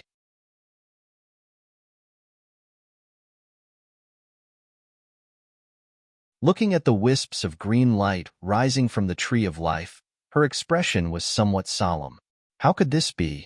In the starry sky cave, Helena, Elven, Ellen the sky, Helena's in the sky. Every star in the starry sky represented an elf. The brightest star was the Elven Queen, and the star that represented Irina was the second brightest star in the starry sky. But now, the originally dazzling star had become very dim, as if it would be annihilated at any time. Helena turned toward the tree of life, and her brows furrowed even more tightly. Something like this had only happened 3 years ago. At that time, Irina had returned to the wind forest and suffered from severe bleeding during labor. She had almost lost her life and only managed to survive under the protection of the tree of life. She had rested for a full 3 years before emerging from the mountain cave. Now, Irina was tens of thousands of kilometers away in Rodu, and the tree of life was acting strangely. Something had most likely happened to her, and she was in an extremely perilous situation. Irina, that damned woman, is finally going to die. An ecstatic expression appeared on Heidi's face at the sight of the flickering star. Helena looked down at the hunchbacked Heidi, and a dangerous light flashed through her eyes as she asked in a cold voice, "What did you do?" Heidi felt as if her entire body had been sealed in ice. Her legs gave out from under her, and she fell to her knees involuntarily. She was a little horrified and deranged as she said, "Mistress, I only delivered a letter to her. That bitch is far too detestable. She has no respect for you, and she even killed Master Houston. She deserves to die." Helena extended a hand toward Heidi, and Heidi's neck seemed to have been gripped by a giant invisible hand. She was slowly lifted into the air until she was at the same height as the platform. She looked at her with a cold expression as she asked, "You colluded with a foreign race to kill Irina?" Heidi's face had turned deathly pale, but she was still staring at Helena with a deranged expression as she said, "Mistress, I did all of this for you. If Irina dies, you can make whoever you want the princess." When that time comes, the entire elven race will kneel at your feet. Now, she's going to die. Shut up. A loud slap rang out within the cave, and Heidi's head was almost sent flying. She twisted her neck with a look of bewilderment and horror on her face. Helena's face was filled with rage as she yelled, "Do you know what Irina represents? She's the hope of the elven race for the next 1,000 years. No elf can replace her, and no elf can compare to her. How dare you collude with a foreign race to kill her? Do you want to become a sinner of the entire elven race?" Heidi's face was extremely pale, and she felt as if she were about to pass out from asphyxiation. However, what made her feel even more despair wasn't death. Instead, it was Helena's attitude. Heidi was willing to die for Mistress Helena, and she wasn't afraid of infamy. However, she could sense Helena's fury, and she was perplexed as she said, "But she never respected you, mistress. What I want is for the elven race to prosper. I want the elven race to be revered by all races on the Norland continent. It doesn't matter whether she respects me or not. Even if she wants to kill me, I'll keep her alive as she'll never allow any elf to be bullied by another race." Helena looked at Heidi with a cold expression before releasing her grip, and Heidi plummeted from a height of over 10 meters, breaking countless bones amid a dull thump. Helena looked up at the dim star with a cold expression and said, "If she dies, then you'll be buried with her. Your Highness, our scouts have reported that a third party has appeared on the second street, and the plan has been thwarted. It's most likely Alex." In a tall building, a black shadow flashed into the room and spoke in a grim voice. Ding! The golden cup in Sean's hand fell to the ground with a crisp clang and began to spin on the floor.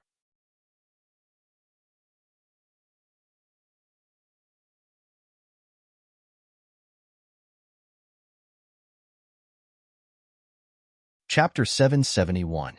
Meg had used his flying sword to protect the beauty in front of him, slicing through the saber with a single strike, slicing through the tree spear with a single strike, and sending Cade flying with a single strike. In a battle between powerful beings, time seemed to have lengthened, but in reality, all of this had only taken place in the blink of an eye. Cade crashed to the ground over 10 meters away, and his chest had caved in as if it had been struck by a sledgehammer. He lay sprawled on the ground with blood gushing out of his mouth, and his aura was gradually fading away. The forest troll withdrew its tree branch, and its entire body was stained with green blood. Even one of its arms had been severed, and it was howling in agony. Gajiel released his grip on the hilt of his saber and hurtled back in retreat, trying to get as far away from Meg as possible. He was Alex. His sword was the Tiandu sword, and Alex was the only person in this world who could wield a heavy sword in such an intricate and unpredictable manner. He had seen that sword technique countless times in his nightmares. 5 years ago, when he had first met Alex, he had surrendered after taking a single sword strike. The last time he had seen him was 3 years ago, and he had almost been killed by Alex's sword strike. On this occasion, he was still unable to take a single sword strike from Alex. Why are you still alive? Why can you still return to your peak condition? This is impossible. Impossible. Are you a demon? Gajiel retreated with a horrified expression, and his mental state was already on the brink of collapse. They had made all the necessary preparations to kill Irina, and all of the 10th tier powerful beings in Rodu were being monitored. However, no one had thought that Alex would appear, let alone Alex in his peak condition. "I'm in a hurry." Meg glanced at the countdown timer, which was already halfway over, and spoke in a cold voice. He took a step forward and instantly brushed past Gajiel as he slashed his sword through the air, leaving a thin white line in its wake. Golden flames erupted from Gajiel's eyes, and his black shield had already appeared in his hand. He raised his hand to shield himself, but his porcupine-like body swelled drastically again, and a layer of hardened black skin had even appeared over his body. The thin white line continued to extend, cutting through the drops of rain. Like a paintbrush, it gently brushed past the black shield and then across his neck. A clean cut appeared on the shield that had been refined from the shell of a 9th-grade magic beast. Half of the turtle shell slowly fell to the ground, and a thin line of blood appeared on Gajeel's neck. His massive head flew high into the air, and blood gushed forth like a fountain. The rigid, headless corpse slowly fell to the ground, and the massive head rolled a few times on the ground, staining the ground red with blood.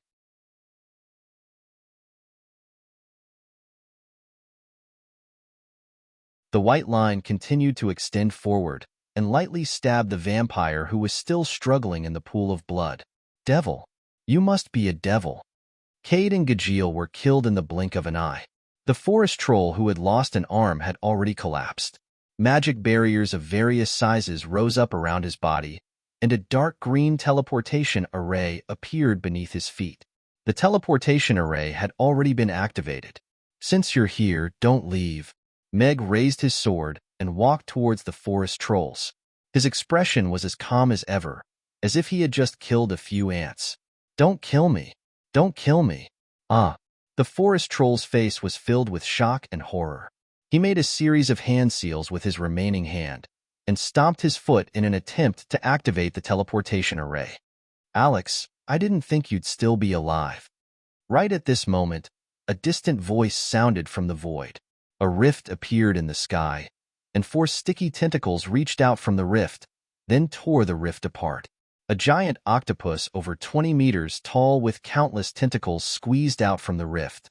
What was even more terrifying was that there were countless eyes on the body and tentacles of the giant octopus, and each of the black and white eyeballs seemed to be glaring at you. On the head of the giant octopus stood a short and fat old man who looked like a dwarf. His feet seemed to have sunk into the octopus's body, and his ball-like body seemed to have fused with the octopus. The black and white eyeballs protruded from their sockets, making his bald head appear rather frightening. As soon as he finished speaking, 2 tentacles extended at a rapid rate, intertwining as they rushed toward Meg in an attempt to bind him. Joshua's griffin flapped its wings and quickly flew forward. He could already faintly hear the sounds of battle from the 5th Street, and that made him very excited. As long as there were sounds of battle, it meant that the battle was not over, and Irina was still alive. Even though he was extremely furious that the various races had tried to kill Irina behind his back, if he could take advantage of this opportunity to save the damsel in distress, perhaps it would be a good opportunity for Irina to throw herself into his arms. With that in mind, Joshua's expression became rather excited, and even the wand in his hand was trembling slightly. As the second prince of the empire, being able to become a 7th-tier magic caster at such a young age was already a testament to his exceptional talent. That was also the reason why he was favored and supported by the Magus Tower. Exceptional prodigies like Irina were still very rare. Be careful, Your Highness. There are violent spatial magic waves up ahead, and they've already exceeded that of normal 10th-tier magic casters. It's most likely the patriarch of the spatial demon race.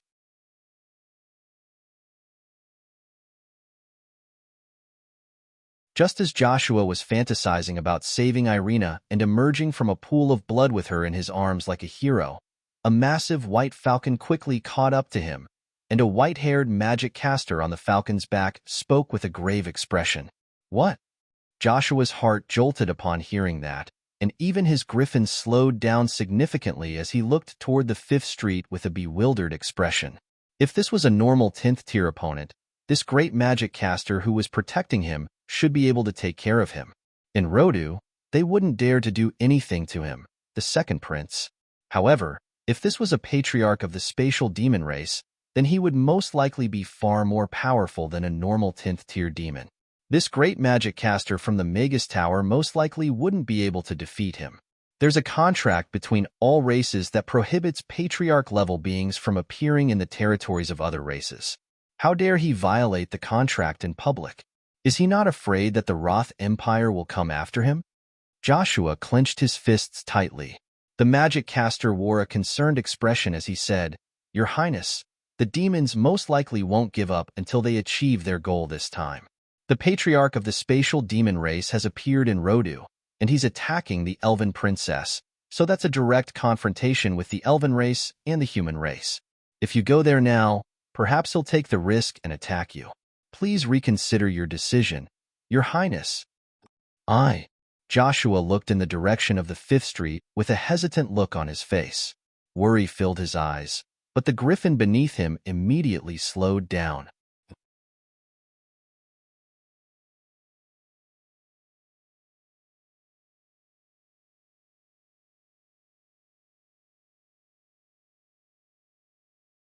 Chapter 772. There was a precipitous grayish-white stone mountain around 5 kilometers west of Rendezvous. This area was rich in stone, and it was said that the city of Rendezvous had been built from the stones dug up here to construct its tall city walls. There was also a legend surrounding this lone stone mountain. It was said that when the craftsmen dug up this mountain, the stones suddenly became extremely hard, and even the most resolute iron tools were unable to budge this mountain. This incident alerted the king of the Roth Empire, and he issued a special order to preserve this mountain, which was why it was known as the Amnesty Mountain. Due to the fact that the mountain was completely bare, and there were no beasts in the surrounding area, even birds were quite rare on this mountain, let alone magic beasts. There was an inky black cave near the summit of the mountain. The entrance of the cave was slightly slanted, so it was almost impossible to see the entrance from the foot of the mountain. Of course, there wasn't even a single blade of grass growing in a place like this, so no one would risk their lives to climb it. The torrential rain was washing away at the grayish-white mountain rocks, but even the craftsmen couldn't do anything about them, so they naturally wouldn't be washed away by the rain. The only sound that could be heard was the pitter-patter of raindrops falling onto the stone walls, and not even the cries of birds or beasts could be heard. Right at this moment, 2 streaks of purple light suddenly lit up within the inky black cave, illuminating the outside of the cave like 2 bolts of lightning. A bolt of lightning flashed past, illuminating half of the sky and illuminating the inky black cave. A gargantuan creature slowly rose to its feet, and it flapped its retracted wings slightly, sending dirt and gravel tumbling all over the ground. The gargantuan creature slowly made its way toward the entrance of the cave, and the 2 streaks of purple light also became brighter and brighter, as if they were 2 lamps. The black figure stood at the entrance of the cave, and it cast its gaze toward Rendezvous as it let loose a low roar. Another bolt of lightning flashed past. On this occasion, the gargantuan creature standing at the entrance of the cave finally revealed its true form. It was a massive griffin. Its body was covered in dust, and it looked as if it had just rolled through mud.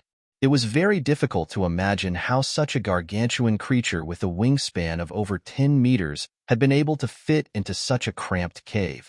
Even so, it was still giving off an intimidating aura as it stood at the entrance of the cave with its wings curled up. Oh woo! The lion condor suddenly raised its head and let out a resonant roar. Purple light burst out from its eyes like 2 bright stars, especially dazzling. The griffin's curled wings spread open with a snap, accompanied by the crisp sound of bones cracking.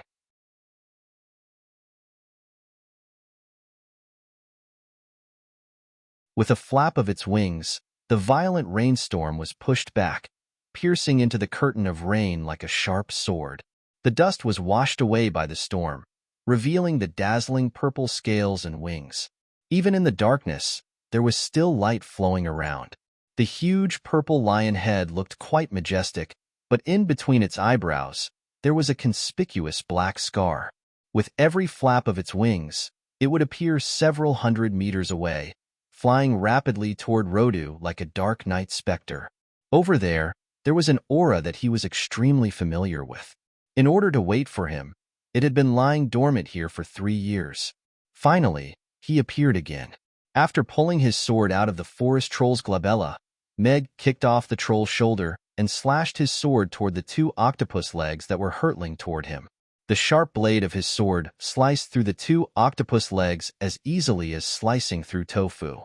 The legs fell to the ground with a thud, but they were still bouncing around with their eyes blinking in a frenzy, as if they were unwilling to die just like that. Meanwhile, the giant octopus didn't seem to have been affected in the slightest. Its flesh squirmed violently, and in the blink of an eye, 2 identical octopus legs grew out again. A series of eyeball-like pink lumps of flesh appeared on its legs, but they hadn't become actual eyeballs yet. Meg's expression was a little grim. This giant octopus that even a non-trypophobic person like him was feeling a little uncomfortable wasn't a real octopus. Instead, it was a type of heavenly void beast known as the eye beast. This type of heavenly void beast only existed in the void. Its body was massive, and it had an extremely freakish regenerative ability. If it couldn't be slain with a single strike, it was virtually immortal. The most terrifying thing about the eye beast wasn't its regenerative ability. Instead, it was the tens of thousands of eyeballs on its body. No creature would be able to remain calm when being stared at by so many eyeballs at the same time.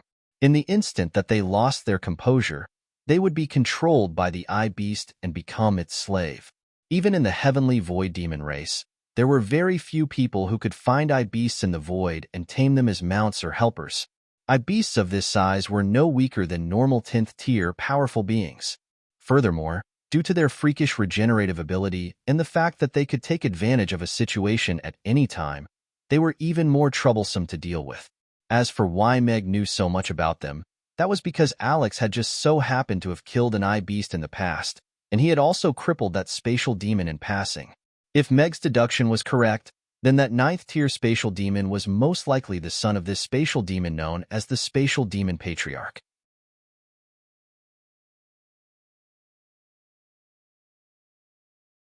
Meg had the experience of killing the eye beast, and Meg also had the power to reach the pinnacle.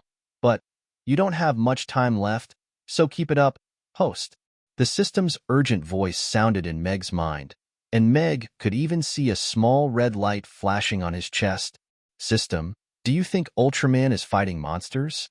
Why don't you give me an Ultraman beam? Meg rolled his eyes, but he knew that he didn't have much time left. However, this eye beast and the spatial demon patriarch on its head were far more troublesome to deal with than those guys from before. There weren't that many 10th tier powerful beings on the Norland continent, but there were still around 100 of them. Among them, there was naturally a huge disparity in power. Gajiel and the other 10th tier beings who had attacked Irina earlier could only be considered as normal 10th tier beings. However, people like Crassus, Julian, and the spatial demon patriarch on the eye beast's head could easily defeat normal 10th tier beings, so they were on a completely different level altogether. Alex was naturally one of the most powerful beings among these beings, and he didn't fear any of them in a one-on-one battle. However, there was virtually no chance that Meg would be able to defeat the spatial demon patriarch and the eye beast within 3 minutes. This was because there was a good chance that he wouldn't be able to touch the eye beast during those 3 minutes. No matter how powerful he was still standing on the ground.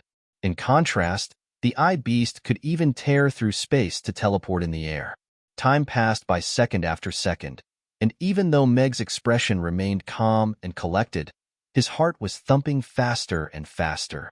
He stared intently at the eye beast with a sharp gaze. If it left the ground, then he would only have one chance to kill it. If he couldn't kill it, then he wouldn't be able to return alive. Alex, where's your little purple bird? The spatial demon patriarch looked down at Meg with a sinister smile on his face and said, without it, you're nothing more than a bug on the ground. You crippled my son, so I'm going to let you have a taste of what it's like to watch Irina get humiliated. A series of octopus legs that were several tens of meters in length surged toward Meg and Irina, and their dead fish eyes blinked in a frenzy as if they were demons that had just caught the scent of food.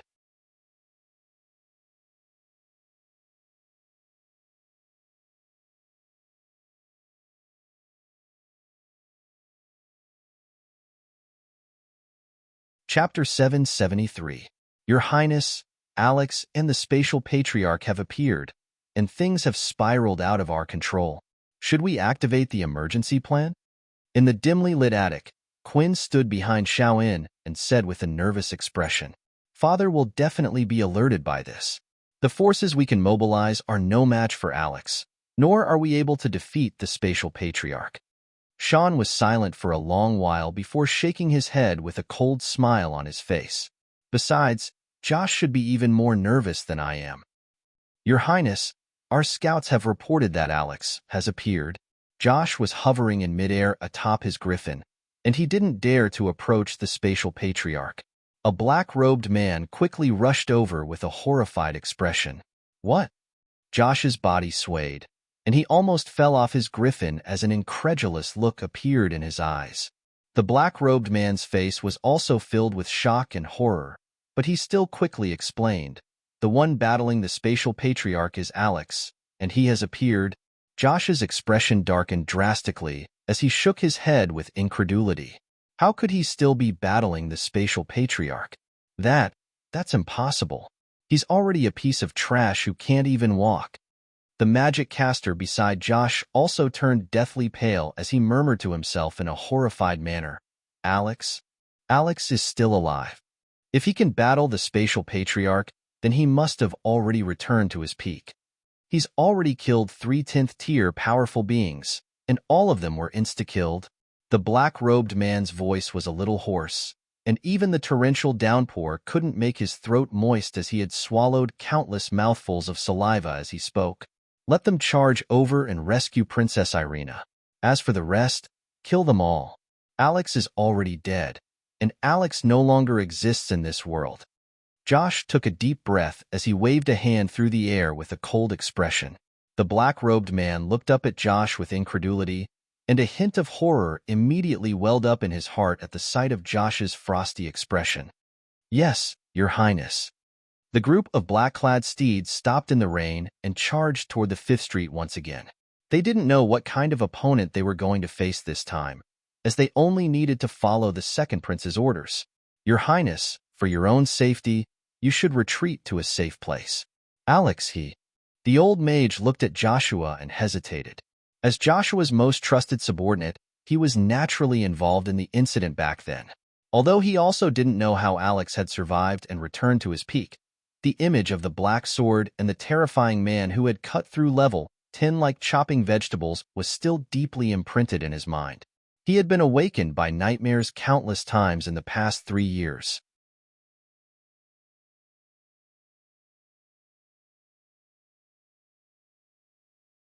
But now, this man had appeared again and was even able to fight against the Void Ancestor.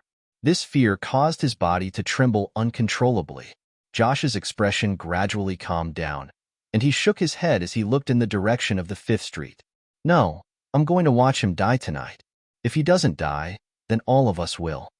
The Void Ancestor's chubby face was filled with wrinkles, and his hideous smile had all twisted together like a pile of rotten meat. His eyes were glowing with red light as he looked at the countless octopus tentacles hurtling toward Meg and Irina. It was as if he could already see Irina being ravaged by the tentacles, while Alex could only look on in agony. His favorite son had tamed the eye beast when he was just 500 years old, and he possessed exceptional aptitude. However, Alex had killed the eye beast 5 years ago, crippling his demonic spirit and forcing him to commit suicide by entering the spatial turbulence. He had always engraved this grudge in his heart.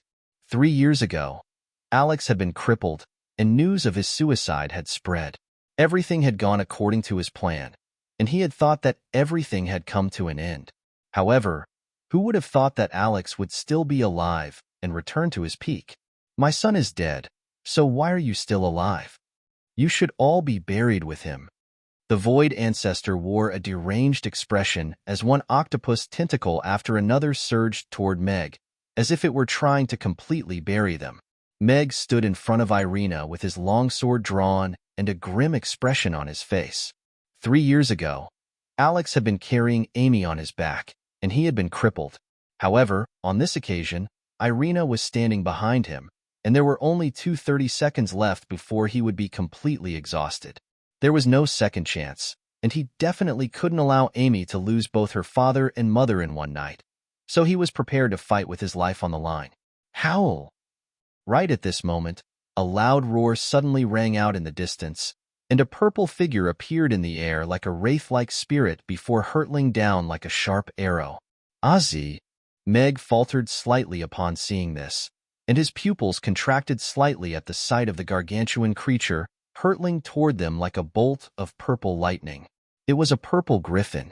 As for the purple lines that glowed under the lightning, he was even more certain that this was Alex's mount, the purple-striped griffin, and its name was Ozzy. The Void Ancestor faltered slightly upon hearing this roar, and the fury in his eyes burned even brighter at the sight of the purple-striped griffin.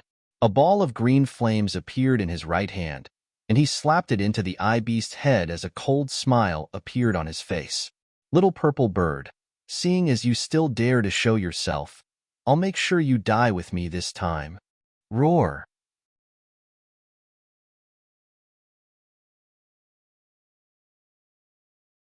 The eye beast immediately let loose a thunderous roar, and red and green intertwined all over its body.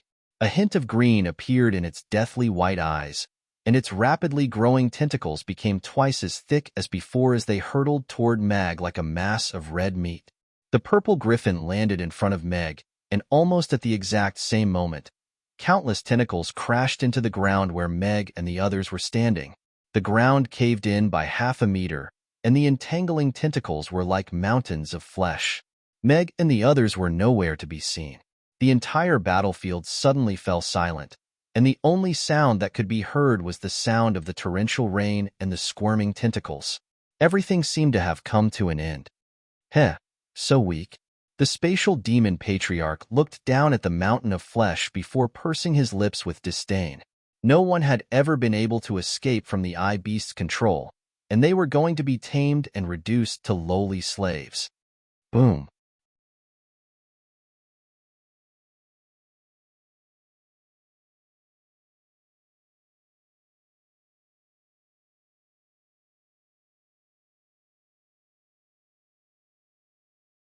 Chapter 774. Severed tentacles and eyeballs flew through the air as a purple-striped griffin rose up into the air, pointing directly at the spatial patriarch like a sharp sword. The thick and powerful tentacles were sliced into chunks like tofu by the heavy black sword, and even though they were regenerating at a frantic rate, they were still unable to stop the oncoming griffin. It was unstoppable. How is this possible? The spatial patriarch's eyes almost popped out of their sockets upon seeing this. A hint of panic appeared in his eyes as he looked at the sharp black sword. Someone had once said that Alex was like a tiger with wings when riding a griffin, and that there was no one in this world that he couldn't kill. The two groups of black-robed men finally arrived at the intersection of the 5th Street on their unicorn steeds. They looked up at the eye beast, which was riddled with eyeballs, and the fearless black-robed man on his purple-striped griffin, and they couldn't help but stop on their mounts with awe and incredulity in their eyes. Irina had her arms wrapped tightly around the black-robed man's waist, and her body was pressed tightly against his. This was a very familiar sight to the people of Rodu. Back when Alex had still been alive, he had often been seen riding his purple-striped griffin in and out of Rodu with Princess Irina. However, no one would have thought that this would be repeated 3 years later. The tentacles were several dozen meters in length, and some of them were even several meters thick. They came crashing down through the air, tearing spatial rifts into the air. The tentacles were filled with countless eyeballs, creating quite a terrifying sight to behold. However, the griffin continued to fly up into the air without any fear. Countless tentacles fell from the sky, but they were unable to stop the griffin in the slightest. "What do we do now, Captain?" one of the black-robed men asked in a quiet voice. "If you think you can hit them, then you can give it a try," the captain said with a bitter expression. The team leader wore a wry expression as he spoke. This was a battle between the most powerful beings on the Norland continent, so there was nothing that mere 7th-tier underlings like them could do. They were only following the second prince's orders, so they had no choice but to charge forward. Irina had her arms tightly around Meg's waist, and she rested her head gently on his broad shoulders. She basked in his aura and body that she hadn't felt in a long time, and she almost wanted to melt into his body. It had been 3 years, and she was finally hugging him again. Just when she thought she was going to die here, he appeared. The way he stood in front of her was still as charming as ever. He was still that unique man. Hugging this familiar yet strange body, he could feel that the heart was still boiling hot. Even the cold autumn rain could not cool it down. "It's him, Alex."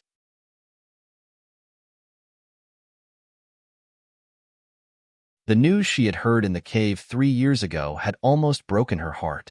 She didn't even dare to imagine that they would meet again. She lived for the sake of revenge. She wanted to find those despicable fellows and kill them one by one. But now, she had found him again. She hugged him tightly, not wanting to let go at all. She didn't want to be separated from him again. "Miss, aren't you affecting my performance?" Mag's heart began to race uncontrollably as he felt the two balls of softness and warmth on his back. Megshin's reputation as an unperturbed man had been around for a long time. He had seen all kinds of women.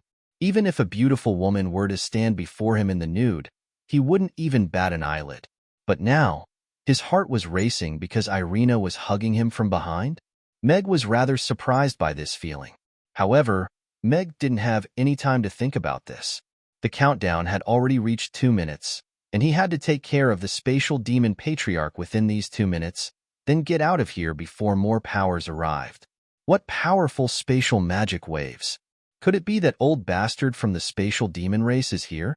Who's fighting him? On the second floor of a tavern, Novin turned toward the northern part of the city with a hint of surprise and confusion in his eyes. "You're saying that old bastard Benson is here in Rodu? And he's fighting someone?" Crassus immediately put down his wine glass upon hearing this, and turned to Novin with an intense gaze. Aside from him, no one else in this world can create such a huge commotion with spatial magic. His eye beast is most likely here as well, and it's currently on the 5th Street in the northern part of the city. Novin nodded. The 5th Street. Crassus paused for a moment before suddenly rising to his feet. "Crap, Irina has most likely been tricked. How do you know it's Her Highness?" Novin was a little perplexed. "Alex was killed on the 5th Street in the past. It's a pity that I just so happened to be away from Rodu on that day. Aside from His Majesty, Josh, and Sean, the only one in Rodu who can make that old bastard Benson step in is Irina." Crassus looked at Novin with an urgent expression and said, "Aren't spatial magic your forte? Hurry up and set up a teleportation spell formation so that I can get there. If Irina is injured in the slightest, I'll crush that old bastard Benson and his disgusting beast with my staff." "I'll need some time." Novin didn't waste any time. The ring on his right hand flashed, and a series of crystals fell onto the ground beside the table, upon which a complex spell formation began to appear. These old bastards are becoming more and more unruly. Do they think that Rodu is a place where they can come and go as they please? On the top floor of the tallest palace in the royal palace, Andre wore a cold expression as he looked toward the northern part of the city with killing intent in his eyes.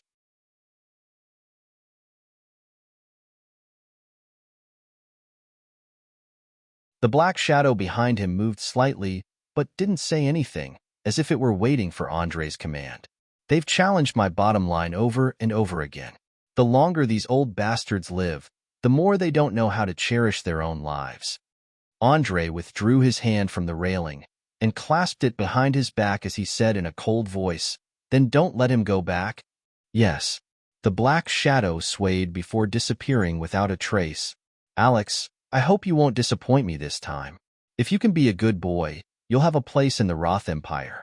The purple-striped griffin continued onward with unstoppable force. The violent tentacles were unable to impede it in the slightest, and the spatial rifts were also easily evaded by the purple-striped griffin.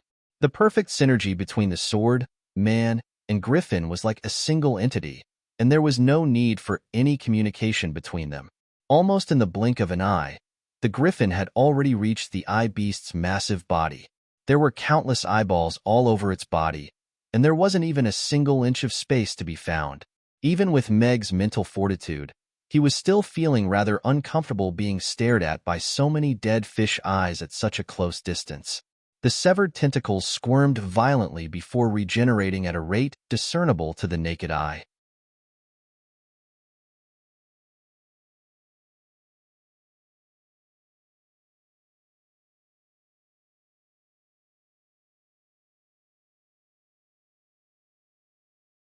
Chapter 775. The battle taking place on the 5th Street had attracted the attention of many residents in the northern part of the city. All of the powerful beings in Rodu were also looking toward the northern part of the city, but not many of them went to spectate the battle. A battle between 10th-tier powerful beings was very entertaining to watch, but not everyone could be alive to watch it. The military and city defense forces had also received orders not to attack. The torrential downpour continued to wash over the streets of Rodu, and everyone was trying to guess who would dare to cause such a huge commotion in Rodu. There were also people who thought back to that rainy night 3 years ago, which had also taken place on the 5th Street in the northern part of the city, but the commotion on that night was even louder than that of today. On that night, the battle god of the Roth Empire, Alex, had been killed, and a legend of a generation had fallen. Someone important had definitely died on that night, but no one knew who it would be this time. The normal citizens only thought that it was just a few claps of thunder on a rainy night, and they rolled over before falling asleep again. However, many people were unable to sleep, wondering what would happen after that night. In the second prince's manor, in the small kitchen, Amy sat by the window and scooped up a spoonful of ice cream cake with a small spoon. The pink ice cream and the creamy yellow mousse cake had very distinct layers, and the sweet aroma of the cake immediately wafted through the air. When combined with the faint aroma of strawberries, Amy's eyes immediately lit up.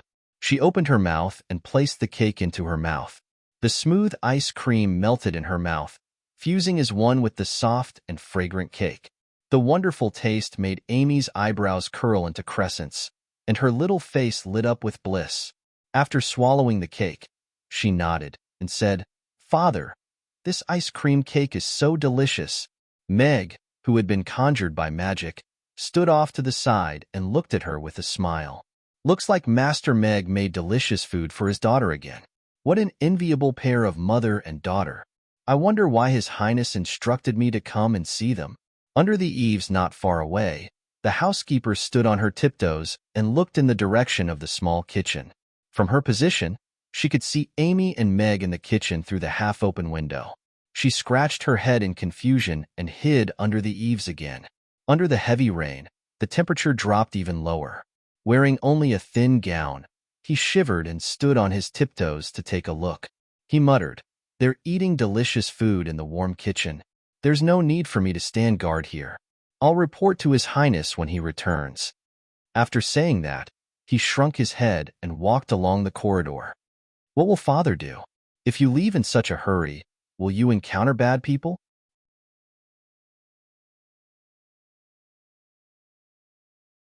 Amy glanced in the direction where the manager had been standing.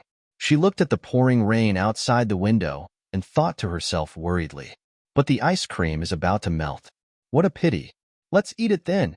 Amy looked at the ice cream cake in front of her, nodded seriously, and picked up the spoon again. All of the dead fish eyes in the sky were glowing with a faint green light, as if they were a school of sharks that had smelled blood. They flew toward the griffin in a frenzy, and even the raindrops were unable to fall. The spatial demon patriarch also had a crazed look on his face. He spread open his arms, and 2 round plates appeared in his hands. He slowly brought them together toward the griffin down below as he yelled, "Spatial millstone. Obliterate all things." The space directly below the eye beast began to twist and warp as if it were being forcibly compressed by something. Countless spatial rifts appeared in an area of several dozen meters, some of which were even several meters in length. They were like a series of sharp swords that were suspended in midair. The green eyeballs fell into the inky black spatial rifts, and they immediately exploded into green liquid before instantly disappearing into the spatial turbulence. This space was like a compressed crystal, and countless cracks had appeared on its surface, as if it were going to shatter at any moment. At the center of this crystal, Meg's expression was still as calm as ever as he stood atop the griffin's back. His heavy sword was held horizontally before him, and he seemed to be ready to strike at any moment. Irina's arms were wrapped around Meg's waist, and she was also completely unconcerned. As long as she could lean against him, there seemed to be no danger at all as he was always able to resolve all problems perfectly. The purple-striped griffin with a wingspan of over 10 meters nimbly traversed through the cracks in space. The tiny cracks left scratches on its body, and blood gushed out from the wounds. However, the griffin did not slow down its speed in the slightest. There was no fear in its resolute gaze, only fearlessness. Green eyeballs had already surged forth, and they were so densely packed that it seemed as if they were trying to squeeze the griffin. The sound of space being torn apart made one's teeth itch. Densely packed spatial cracks filled the entire space, and it was as if two invisible hands were slowly closing in on each other. It was already on the verge of collapse. The group of black-robed men on the Fifth Street looked on with awe and horror in their eyes. Regardless of whether it was the massive eye beast or the spatial rifts, they were both terrifying and unstoppable in their eyes. Meanwhile, the griffin was like a moth flying toward a flame, looking extremely frail and feeble, as if it could be swatted to death by the spatial turbulence at any moment.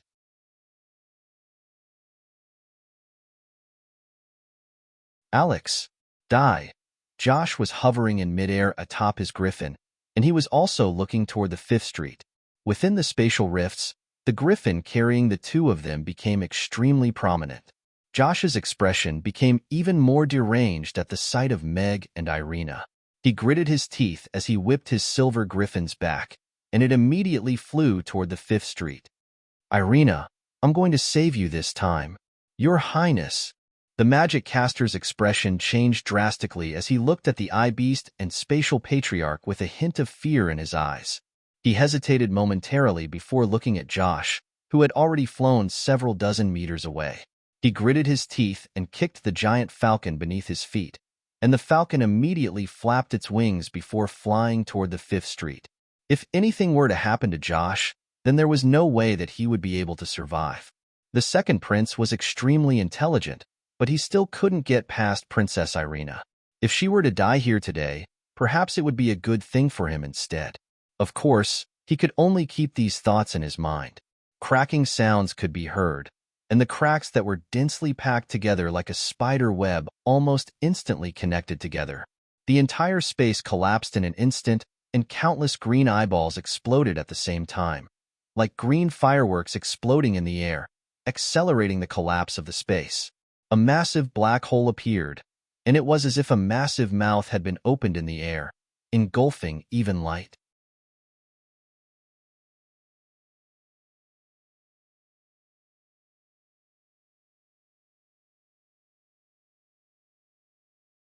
Chapter 776. A speck of light lit up within the darkness, as if it were the rising sun. The collapsed black hole was torn apart by this light, and a green magic barrier appeared around the griffin's body.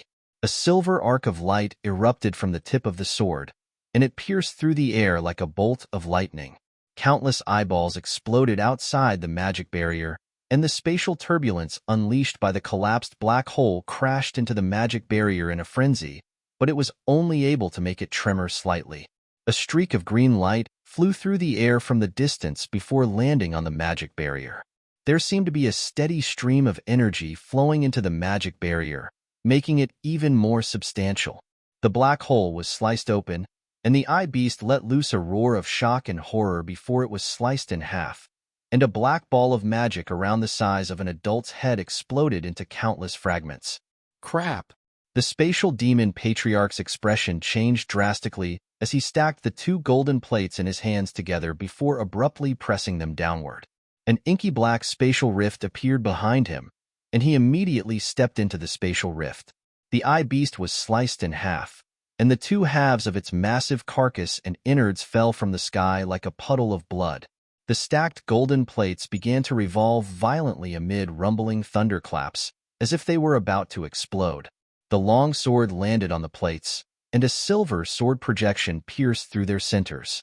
A thunderous explosion rang out, and the overlapping golden discs were instantly torn apart, turning into countless fragments that shot out in all directions. The heavy sword continued onward, following the spatial demon patriarch into the spatial rift that was about to close. Rip! Green blood erupted from within the spatial rift, accompanied by a blood-curdling cry. The spatial rift twisted and warped, and the spatial demon patriarch fell out of thin air several hundred meters away with a deathly pale expression. Alex, I'm going to kill you next time. Only then will I be able to assuage the hatred in my heart.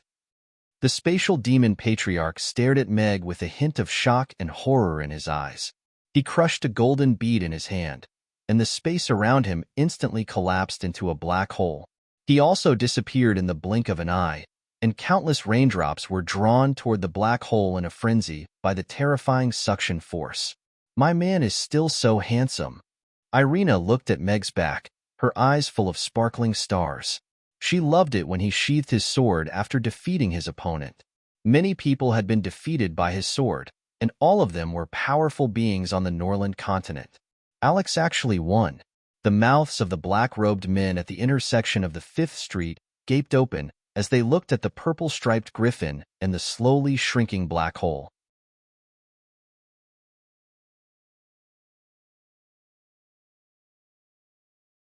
Their faces were filled with shock, and they could hardly believe what they had just seen. The terrifying eye beast and the spatial demon patriarch were almost invincible, but that man had vanquished them with a single sword strike. Invincible war god. One of the black-robed men swallowed his saliva and mumbled dryly. One by one, the legends about Alex began to emerge in their memories. The legend who could slay dragons in the sky was known as the strongest knight. 3 years ago, he was rumored to have died, and in these 3 years, they had been constantly searching for him, wanting to kill him so that they could succeed. Only now did they realize how naive they had been. Alex, who had been rumored to be completely powerless, had reappeared. He had slain 3 10th-tier powerful beings, slain the Eye Beast, and severely wounded the spatial demon patriarch. A legend had reappeared. You're still the boss after all. From this day forth, all of the organizations searching for Alex would most likely disappear. Who in this world dared to claim that they could kill Alex at his peak? No one. Above the rain of blood, the man sitting on the back of the griffin was the embodiment of invincibility. It's time to go. On the griffin's back, Meg heaved an internal sigh of relief. It was a pity that he hadn't been able to kill the midget, but at the very least, he had saved Irina. The most important thing now was to find a way to make a perfect exit. A faint green magic barrier kept the rain at bay, and wisps of green light flowed toward Irina's body from within the magic barrier. In the distant sky, a green light was still flowing into the magic barrier like an antenna. Her pale features gradually began to recover, but she had no intention of letting go of Meg's waist. There's a cat over there. Meg was just about to ask Ozzy to take him away from here when Irina suddenly pointed down at the rubble below. There was a large leaf there that was glowing with a green light, like a huge umbrella, holding up the sky above the rubble. A black cat was trembling as it hid beneath the leaf, meowing softly. A dozen black-robed men on unicorns were waiting at the 5 streets, and 2 black dots in the distance were galloping in their direction. Meg hesitated for a moment, then turned the griffin's direction and swooped down. Disperse. The black-robed men's faces were filled with fear. They had just witnessed Meg's terrifying strength when he killed the giant beast with a single strike. Now that he was rushing toward them, they couldn't summon any will to resist. They pulled their unicorns and wanted to retreat. Several magic barriers instantly erupted from the magicians' bodies. Even though they knew it was useless, they still hoped that they could hold on for a while longer. Despair instantly spread among the black-robed men. Many of them were already regretting why they dared to stand in front of Alex, and even wanted to find him and kill him.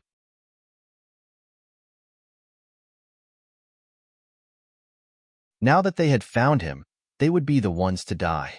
The griffin swooped down with a whistling wind. The unicorns were so frightened that their hooves went soft, and they knelt on the ground as if they were welcoming their king. The black-robed men's hearts were filled with despair. They didn't even have the chance to escape now. They could only watch as the griffin swooped down with its sharp claws.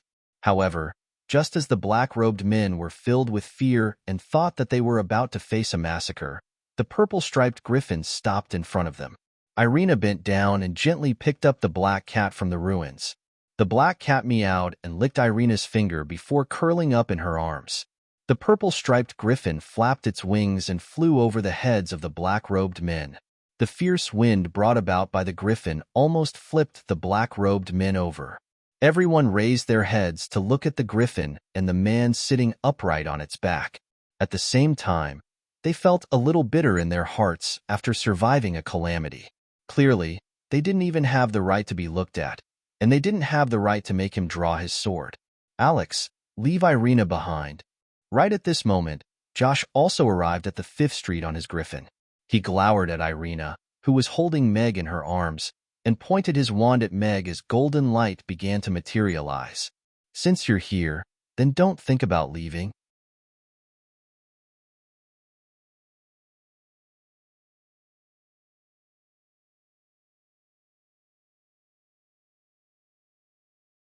Chapter 777. The purple-striped griffin abruptly accelerated as it slashed its black sword through the air. Cold silver sword projection erupted from the tip of the sword, slicing through the rain droplets. Josh's face instantly paled at the sight of the approaching sword, and a bone-chilling sensation instantly enshrouded his body. His sinister killing intent was completely undisguised, and the black mask on his face appeared quite sinister in the darkness, but he was sure that this was Alex. Furthermore, he really wasn't holding back in the slightest on this occasion.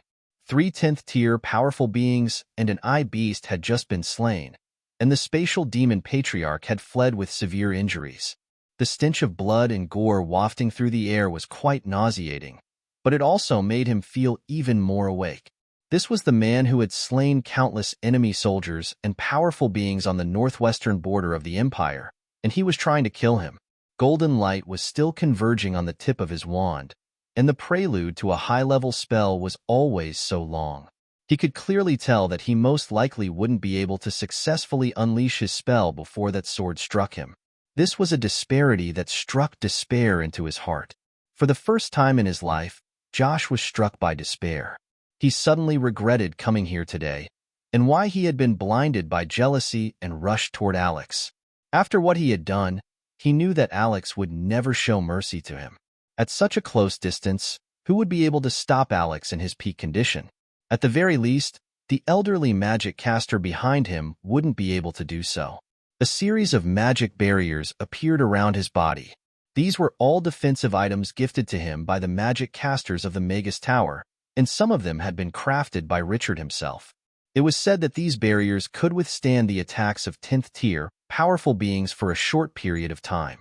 Even so, Josh still didn't feel safe in the slightest. This man was Alex, and he couldn't be judged by common sense. Your Highness. The elderly magic caster's expression also changed drastically at the sight of Meg flying toward Josh atop his purple-striped griffin. He pointed his wand at Meg, and red flames lit up as a fire raven flew out of the red light. It abruptly flapped its wings and instantly flew past Josh before crashing into the purple-striped griffin. Kill him? Irina took a glance at Joshua before looking at Meg's back with a hint of a smile in her eyes. If it were him from back in the day, he would have considered things a lot more, but he's becoming more and more like me. If we kill him, we'll make a killing. Meg glanced at the 10-second countdown timer. Josh could be said to be the instigator of everything, so he was naturally on his must-kill list. Furthermore, he was at the top of his list.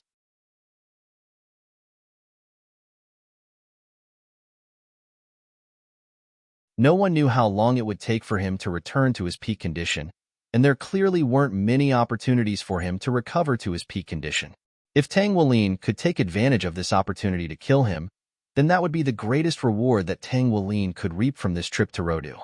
The sharp, heavy sword split the firebird in half, and the rising flames were instantly annihilated, not even leaving behind a single spark. With over a dozen magic barriers around his body, Joshua arrived before the purple-striped griffin. His eyes were wide open as he stared at the purple-striped griffin that was rushing out from the firebirds like a god of death. The griffin that Joshua was sitting on seemed to have also been struck by despair and horror. Its trembling body attempted to turn around and flee, but it almost caused Joshua to fall from the mount.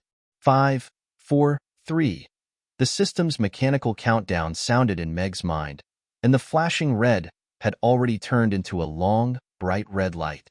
Meg's eyes narrowed slightly, and his hand that was holding onto his sword had never been so steady before. All of the battle intent in his mind had been activated, and this was going to be his most powerful strike. Right at this moment, a black shadow stepped out from the dark alleyway. A dangerous light abruptly lit up in Meg's eyes. The heavy sword pierced through the layers of protective barriers, and it was as if it were puncturing a series of balloons. Even the protective barriers that Richard had constructed himself weren't able to stop the sword in the slightest. A hint of despair appeared in Josh's eyes at the sight of the sword. He suddenly recalled the scene from many years ago when he had first met that elven girl in the Magus Tower. He had purposely attracted the old magic caster's attention so that the elven girl, who had made a shushing gesture at him, could successfully ascend to the top floor of the Magus Tower. After that, she had written down the words, "Irina was here," on the top floor of the Magus Tower. And that elven girl was now sitting behind Meg, intimately hugging his waist. No! The old magic caster let loose a shrill cry, but he was unable to unleash his second spell. "Your Highness!" The black-robed figures who had yet to recover from their shock also couldn't help but exclaim at the same time. If Josh were to die here, then none of them would be able to survive. The black shadow that was still hidden in the darkness raised his hand, and a black vortex began to appear in his hand. Josh closed his eyes. The thing that he regretted the most in his life was not listening to their advice and killing Alex all those years ago. The expressions of horror on the faces of the old magic caster and the black-robed figures froze. This sword could very well take their lives as well. There was no one in this world who could stop Alex at such a close distance.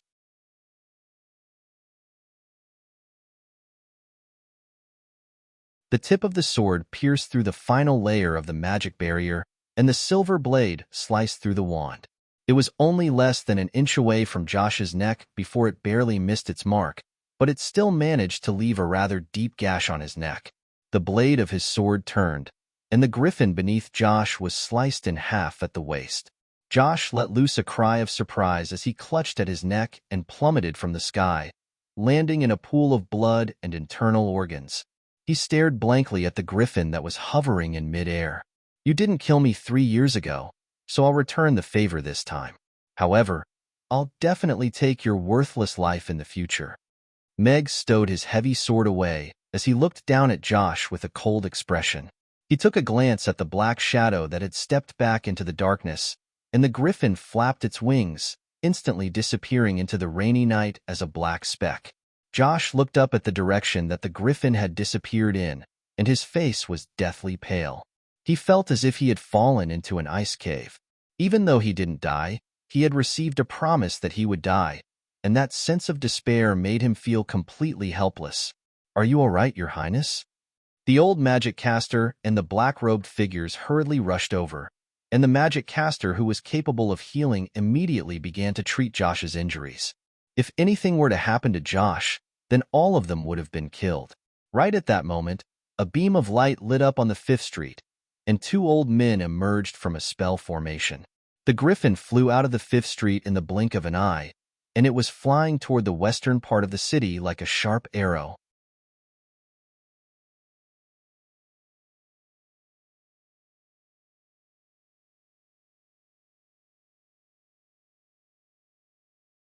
Chapter 778.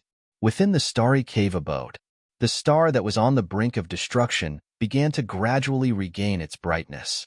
Even though it wasn't as bright as before, it was becoming more and more stable, displaying an extremely resilient nature. Helena's expression gradually eased, and she reverted back to her usual calm self. Heidi, who was sitting on the ground, looked up at the star, and the hatred in her eyes became even more pronounced. All of the elves in the Wind Forest were looking up toward the west. The green light emanating from the Tree of Life was converging toward the west, and Princess Irina was currently in the Roth Empire. No one knew what had happened, but the Tree of Life's abnormal behavior seemed to indicate that something bad was about to happen. The Elven Queen, who was standing on the tallest tree in the Wind Forest, heaved a sigh of relief. However, she was still looking toward the northwest with a concerned expression as she murmured to herself, "Irina, what happened? If anyone dares to hurt you, I won't let them get away with it."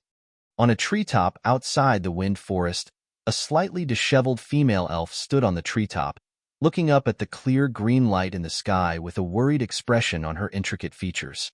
What happened to Princess Irina and Rodu? Could it be that someone's done something to her? Blower murmured to himself as he stood guard here for over 10 days. Right at this moment, the sound of rustling footsteps suddenly sounded in the distance. Blower's expression changed slightly, and he used a dense layer of leaves to shield his body. He cast his gaze into the distance, and discovered that a team of several dozens of people was making their way toward them. The leader of the team was a demon, and there were two other demons and orcs standing guard beside him. In the middle of the team was an elf who had her hands bound and mouth gagged. In the darkness, the sound of footsteps and whips being whipped were extremely clear. "They're finally here."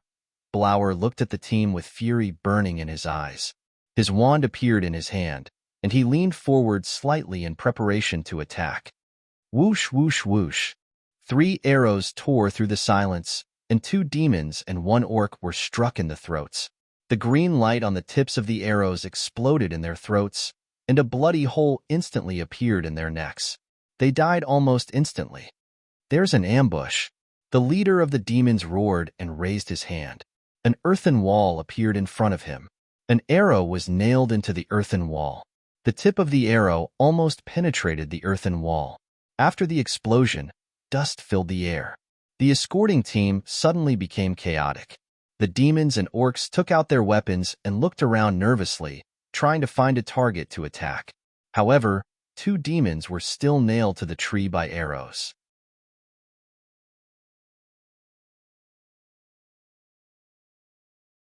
A vigorous figure traversed through the forest, reaping the lives of demons and orcs with a bow and arrow like the Grim Reaper. "Why is she here?" Blower was just about to spring into action when a hint of surprise appeared on his face at the sight of the demon traversing through the trees.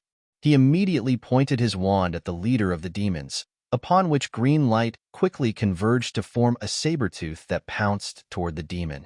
"Where is he?" Crassus and Novin emerged from the teleportation spell formation. Their brows furrowed slightly at the sight of the fearful and wary black-robed figures, as well as Josh, who was being protected by them. They then looked at the 5 streets that had almost been razed to the ground, and their brows furrowed even further. "It's Alex. I didn't think he would still be alive." Novin looked around with a hint of surprise on his face. Crassus walked around in a circle and clicked his tongue as he said, 6 10th-tier demons, and even Benson's eye monster was killed. He should have been injured as well. Alex and Irina really are a force to be reckoned with. I was worried for nothing. "I can't afford to mess with them," Novin murmured to himself with a concerned expression. Orcs, demons, and forest trolls are all targeting Princess Irina and Rodu. The situation is getting more and more chaotic. It looks like they don't want peace anymore. That's not necessarily the case. 3 years ago, over a dozen 10th-tier demons died trying to kill Alex.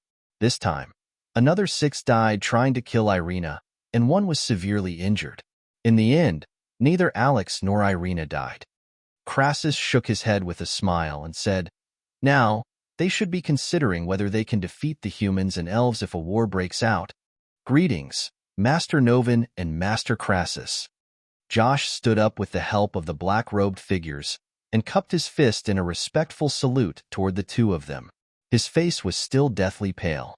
Crassus took a glance at Josh and the griffin that had been sliced in half, and a hint of mockery appeared on his face as he said, "I didn't think that the second prince would get here so quickly. However, you look a little disheveled. Did you get injured by accident? I heard that if you walk around at night too often, there's always a chance of encountering ghosts. Have you heard of this before?" Josh's expression darkened slightly, but he still tried his best to remain calm as he said, "I was worried about Princess Irina's safety, so I rushed here as quickly as I could." "Then, have you seen Alex?" Crassus continued to ask, completely ignoring Josh's dark expression. "Alex is already dead. A black-robed figure took Princess Irina away. I don't know if he has any ill intentions, but I'll send someone to pursue him." Josh shook his head as he averted his gaze. "I see. Then you'd better send someone to pursue him. After all, we won't be so lucky every time."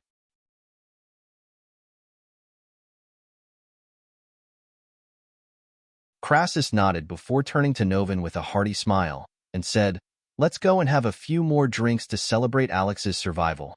The feeling of exhaustion came from every muscle in his body. Meg felt as if his soul had already floated outside of his body, and he couldn't control his body at all. It was a feeling as if all the energy in his body had been sucked out. He finally understood what the system meant by aftereffects. He suddenly felt a lingering fear. If Ozzy hadn't appeared, then he might have been sitting in an alley somewhere near the 5th Street, and then killed by a black-robed figure. If it weren't for the warm embrace behind him, then he might have fallen off the griffin's back and become a bloody mess on a building. The embrace was indeed very warm and soft. Even in his current state, Meg could still feel the warmth coming from his head and face, as well as the faint orchid fragrance in the air. "Alex, what's wrong with you?" Irina asked with a nervous expression as she hugged Meg, who seemed to have lost all his bones. Green light flowed from her fingertips into Meg's chest, and the green light that surged from the distant sky was already so thin that it couldn't be seen. Meg, who was still fighting valiantly just a moment ago, suddenly became limp as if he had lost all of his power and power. Even his heartbeat had slowed to a crawl, and she was at a loss as to what to do with this abnormal change. Life magic quickly nourished Meg's body, and his heart began to beat again. His numb muscles began to recover, and his overdrawn cells recovered. Meg's fingers twitched, and he continued to lie in the warm embrace in silence. "How much longer are you going to pretend?"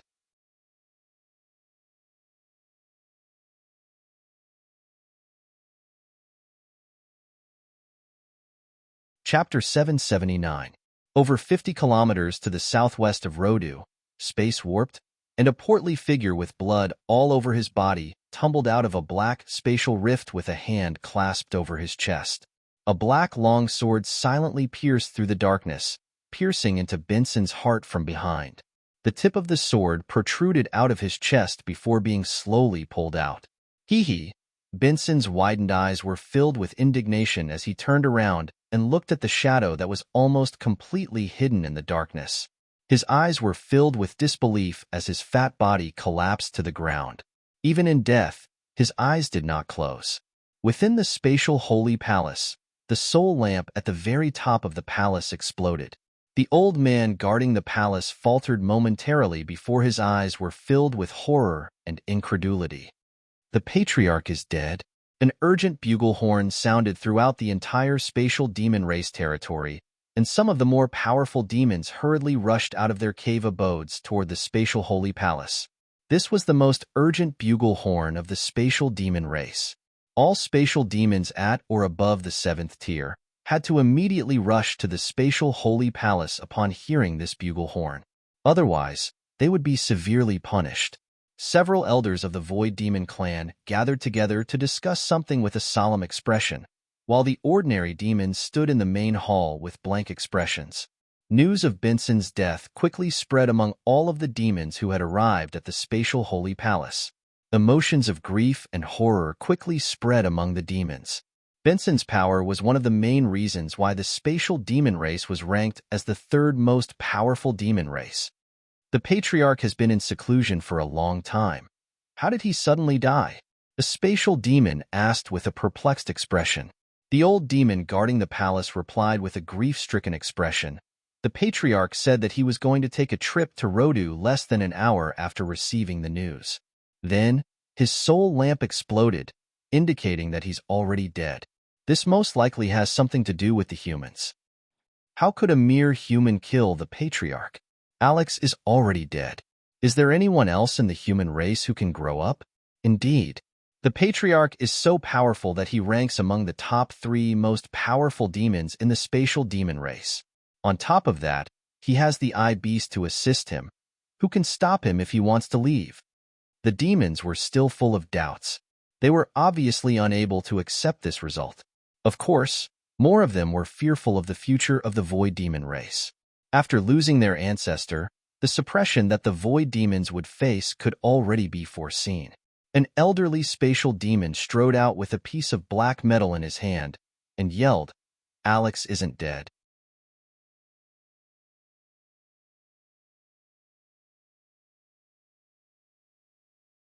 However, his 2 sons are still very young, and they aren't as cunning as Andre. A cold smile appeared on the thin demon's face, and he said, "The lifespan of a human is short. Andre, that old fox, will die sooner or later. When he dies, it'll be time for us to declare war on the human race." "Then what about the peace agreement in 3 months?" The fat demon frowned. "Sign it first, and give them everything they want. It'll be ours sooner or later anyway. Meg, who was lying in Irina's warm embrace, opened his eyes in embarrassment. What he saw was a majestic chest and a beautiful face with a hint of anger. He pushed his hands to the side in an attempt to stand up. As a result, his hands pressed against a patch of delicate and smooth skin. The firm and elastic texture made Meg absent-minded for a moment. After meeting Irina's meaningful gaze, he almost jumped up from the griffin's back. As he sat up, he hurriedly withdrew his hands from those slender legs. Meg didn't dare to look into Irina's eyes and was momentarily at a loss for words. Irina looked at Meg with a playful smile and asked, "How does it feel?" "This?" Meg looked at the playful smile on Irina's face and calmed down immediately. What a joke. As a man who had seen countless beauties, how could he be afraid in front of a woman? He nodded with a smile and said, "It's delicate and smooth, slim but not fleshy. It feels great." You're tuning in to the Romance Rendezvous YouTube channel. We're so grateful for your support, and don't forget to subscribe to join us on this incredible journey through captivating stories. Your generosity through donations truly makes a world of difference, as it's the primary source of revenue that allows me to expand and enhance this channel for you. Thank you from the bottom of my heart for being a part of this adventure.